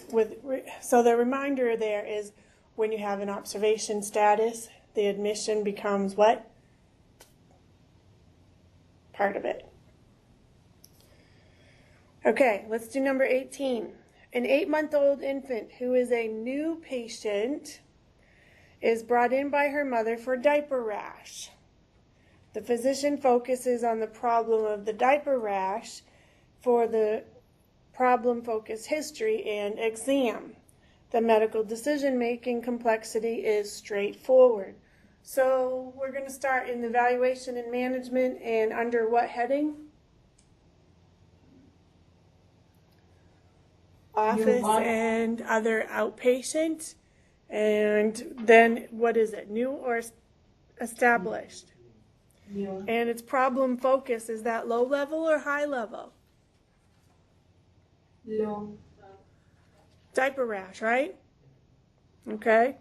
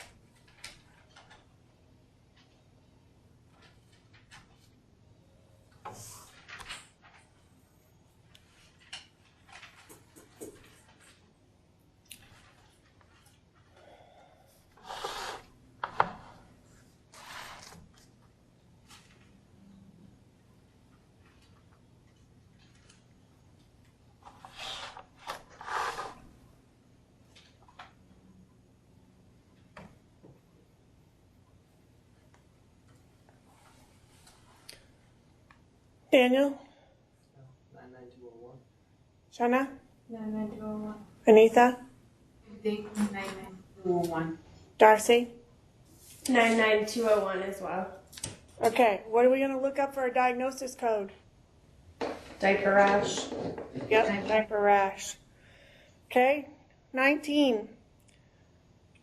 All of you take a moment to read 19, and then I want you to tell me where we're going to start looking for our code.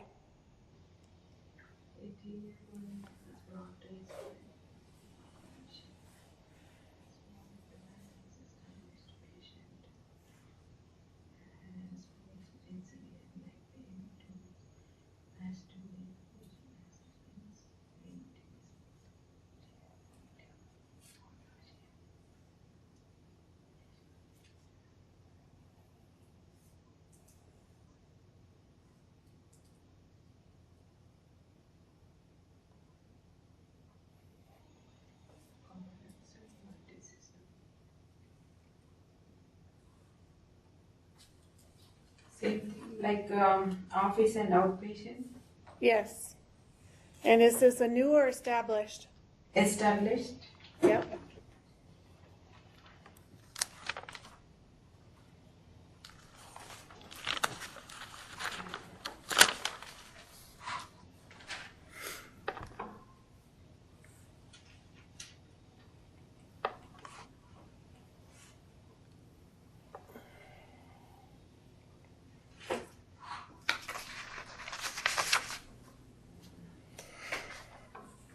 Slave.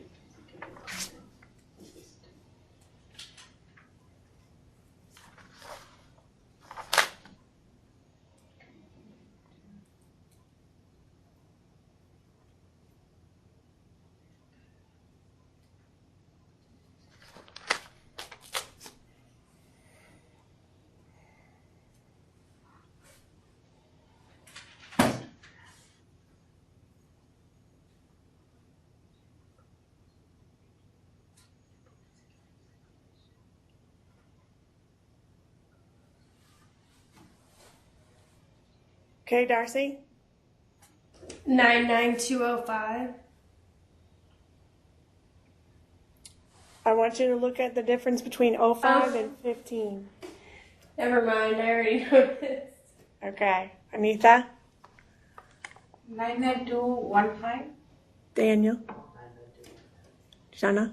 99215. Excellent. 99215. And what are we looking up for diagnosis codes? Leg pain, fainting, nausea, and vomiting. Perfect. Okay. Let's do 20. Same thing. Take a moment to read it and then tell me where we're going to start.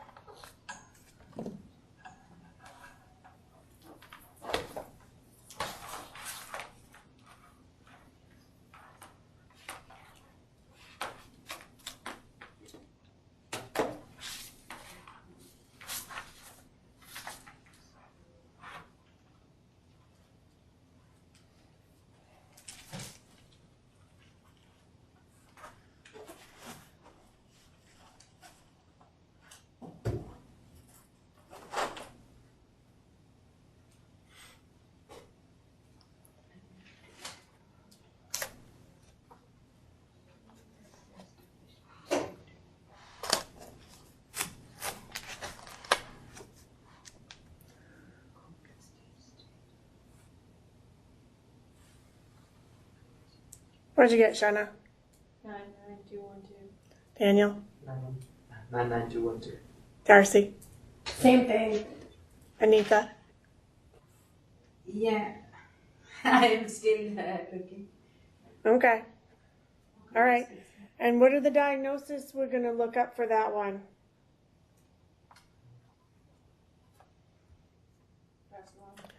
Mass in the breast or breast lump. It's where she describes a feeling of fullness and tenderness over the mass that has become pronounced in the past. So they tell you a breast lump. If you can't find it under lump, you have to look under mass. Okay. Looking at number 21, contusion of left knee and right elbow due to fall from a roof. How would we look those up? Contusion of knee, contusion of elbow. So I can leave you all with finishing up this for homework. Does that help? Yeah. To be honest, this makes a whole lot more sense now. This is everything to do with the office visits itself, while this has to do with the diseases and the injuries, or whatever, what have you. Right. This is specifics, this is the visit. Right, so you have procedure and diagnosis. So you're always going to have one of these You will always have, every time? no. Only You will in the real unless it's a world. follow-up? You will in the real world. Okay? Through this class, we only start out with E&M, and as we get through the systems, you might have E&Ms throughout later on, but not for every single one. But in real life. In real life, you will. So if you think about it, when you go to the ear, nose, and throat doctor, there's some form of a E&M or consultation. Okay? When you go to a specialist, OBGYN, cardiologist, there's some form of E&M or consultation. That's what your E&Ms are all about. The reason you are there. Then all of those other procedures get added on, like a vaccination or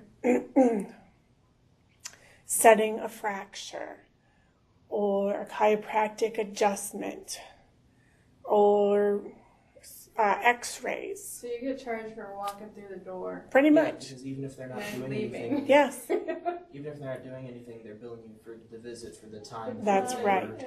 That's right. You got it. All right. We're going to actually touch the workbook. We're going to do a little in the workbook. Because if you look in the workbook, there's a lot of pages for chapter 15. So I want you to go directly to page 84 in the workbook. And the reason I'm going to go through just a couple of these is just to help make sure you guys are all on the right track.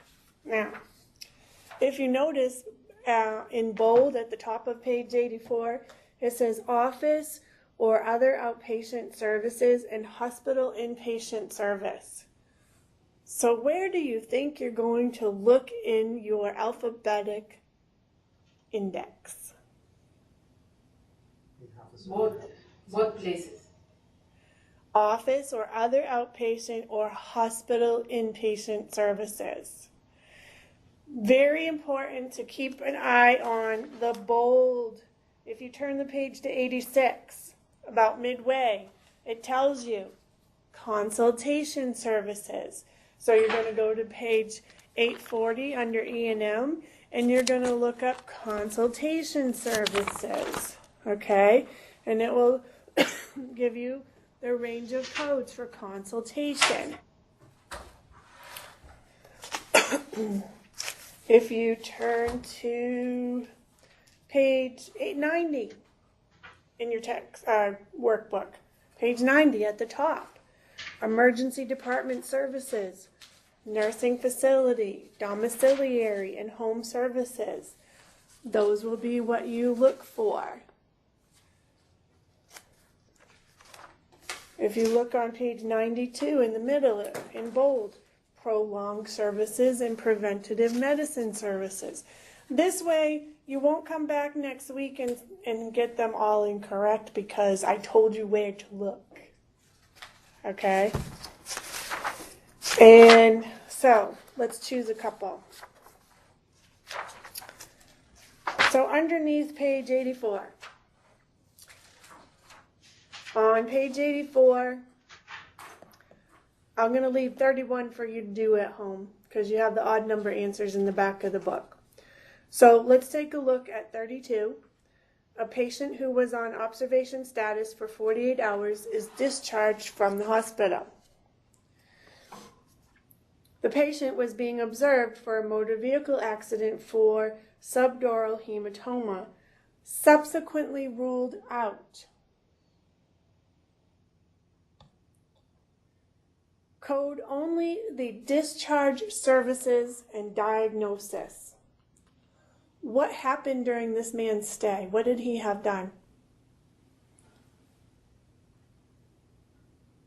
What? He was having an Observation?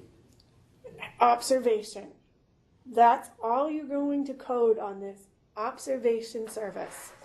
Go ahead and look it up. I thought it said coded discharge.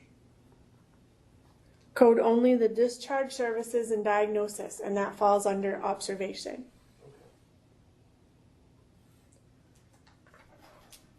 Because there are 3 codes you use for observation. The third one is for discharge. Tell me what that one is.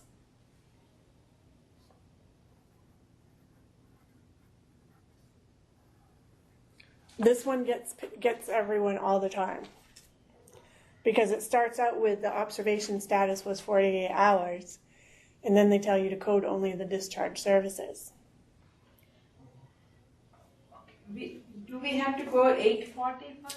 Page 840 observation. Page 84, number 32, and on page 840 in the alphabetic index, observation services falls underneath hospital services, observation care. See it? Yeah. Okay.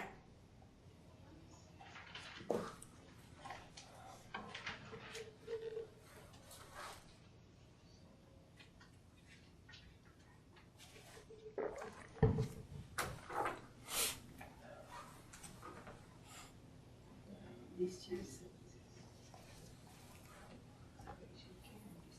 9.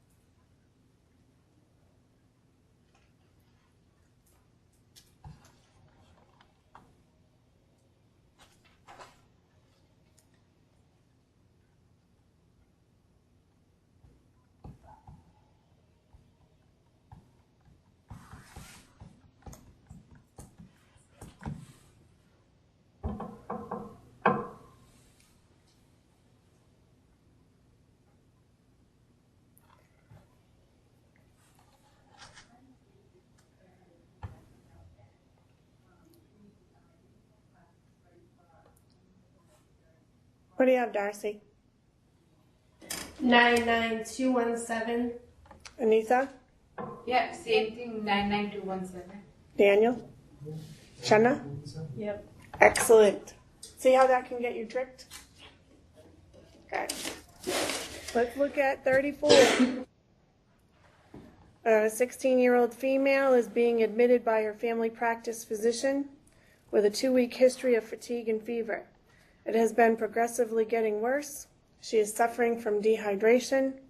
The physician performs a comprehensive history to look for explanations for her fatigue, including recent activity level and recent sleep habits. A detailed exam is performed and she is diagnosed with mononucleosis and admitted for treatment. Where are we going to look up for her?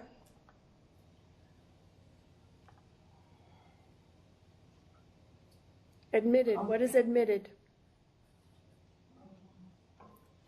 Inpatient. Patient. Inpatient services, inpatient hospital care.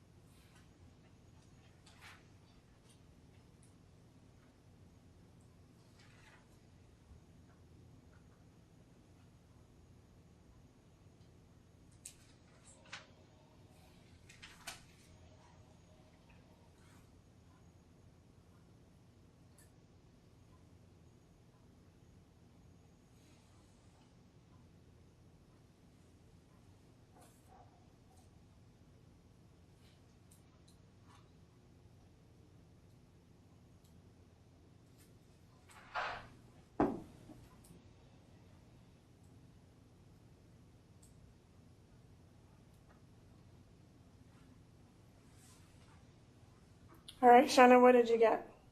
99221. Daniel? Probably wrong, but 99218. Okay. Anita? 99221. Darcy? I got 99235. Okay. The answer is 99221. So Darcy, look up 99221 versus your 99235, and Daniel, same thing. Tell me what the difference is. Because once you look at them, you're going to say, aha. Subsequent is not there. Just initial. Got it? Yep. And what did they do? You got it, 99221. What did they do differently? Darcy picked 99235, and Daniel picked 99218. So his was initial observation, and Darcy was 99235, which was observation or hospital or other inpatient care services. So she was looking under observation or inpatient care services, and Daniel was under just initial observation as a new or established patient. What we're looking for here is that it was inpatient services, but it was initial hospital care, not observation. Okay? And honestly, it's an easy mistake to make. That's why I expressed in the beginning to look at your headings. Look at your headings first. Okay? Let's go over on page 87, number 42. Now, if you look, we're under consultation services, number 42. A 46-year-old male is admitted to the hospital with a progressive staphylococcal pneumonia that is not responding to treatment. A request is made for the infectious disease physician on staff to render his opinion for treatment. The patient is seen in initial inpatient consultation. What's initial inpatient mean? It's a new patient. Yeah. So E&M, new patient, inpatient consultation.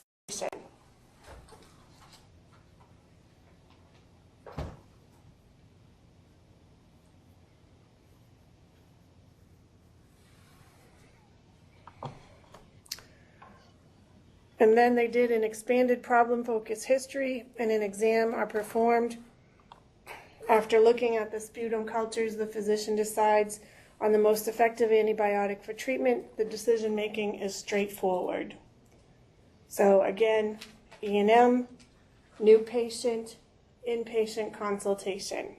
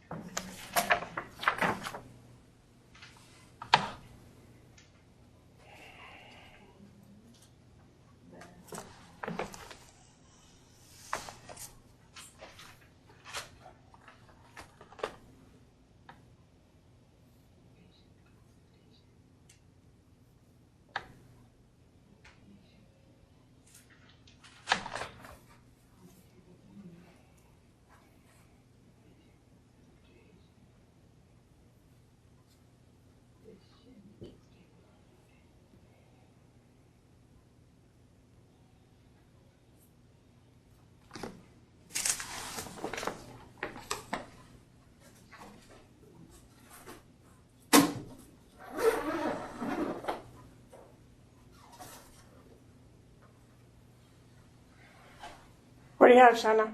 99252. Daniel? Anita? 99251. Darcy?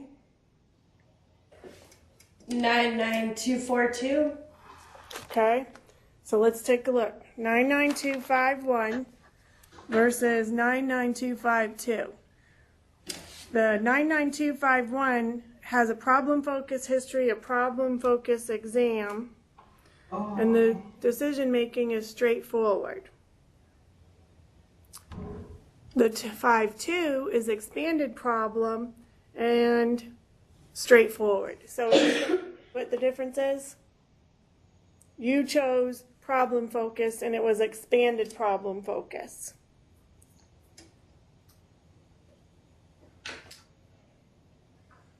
And Darcy, you had 99242. Yeah, I see what I did wrong now. Office Yeah, no, versus. I see. Yeah, I see that too. 52. Okay, good job. All right, let's go over to 52 on page 90, 52. So we're under any one of those headings at the top. An 88-year-old female physician comes to the nursing facility. So we're going to look under nursing facility to perform the resident's annual assessment. So we have a detailed interval history, a comprehensive multi-system physical exam, medical decision making is moderate. So where are we going to start with that one? E&M, nursing facility services, annual assessment. Nursing facility. Yep, nursing facility services, annual assessments.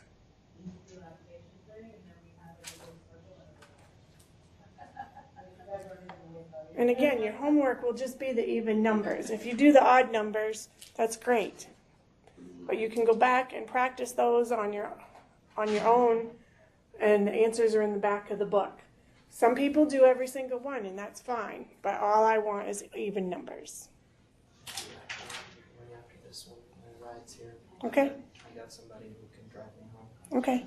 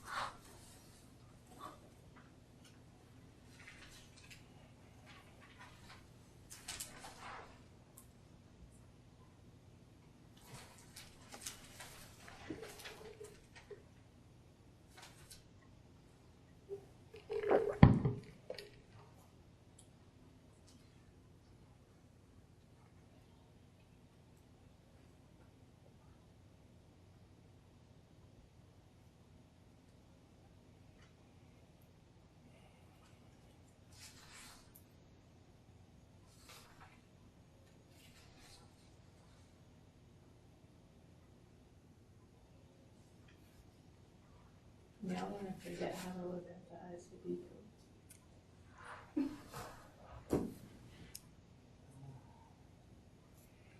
All right, Shanna, what'd you get? 99318. Daniel? 99309. Okay. Darcy? 99318. Anita? I'm still looking. Okay. Our answer is 99318. So Daniel, Yeah, just look at that's the what I 9 was- versus the 8.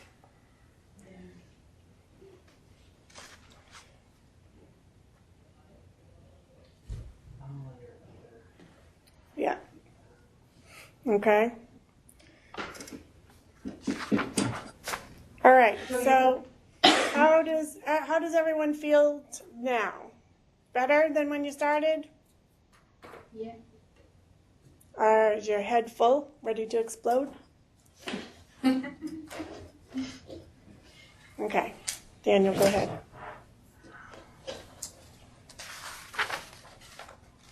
Your assignments for next week, chapter 16 and 17.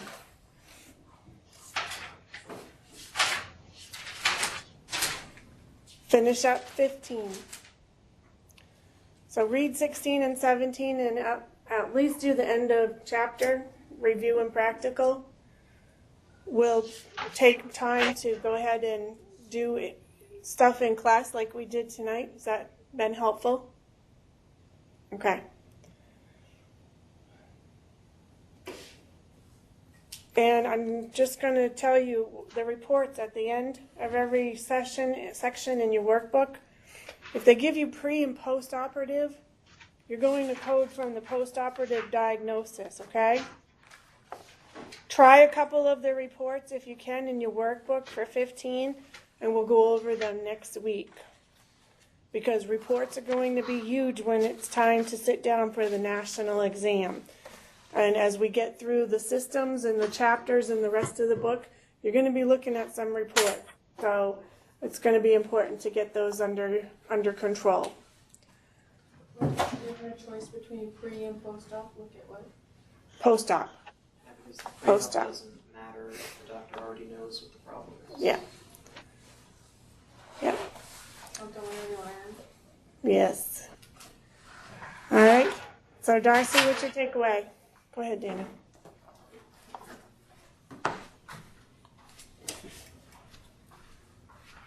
I don't know. We covered a lot. Okay. It was very helpful doing the exercises together. I feel that that's very helpful. Okay. Anita? Yeah, it is helpful doing exercise together. Okay, good. And Fran will be there next week. She wasn't able to come tonight. Oh, good. All right. Shanna, what about you? I feel better. All right. All right. So I will work on getting the workbook answers up on Evolve. The textbook answers are up there. So again, please review your answers before you come to class and come with questions. We'll do some more of what we did tonight in class stuff and go from there. Again, chapter 16 and 17, read the exercises, finish 15, try to get your Evolve exams done, and at least the review and practical for 16 and 17. I hope that you all have a great week. Thank you, ladies. Thank you. You too. All right, bye. Bye.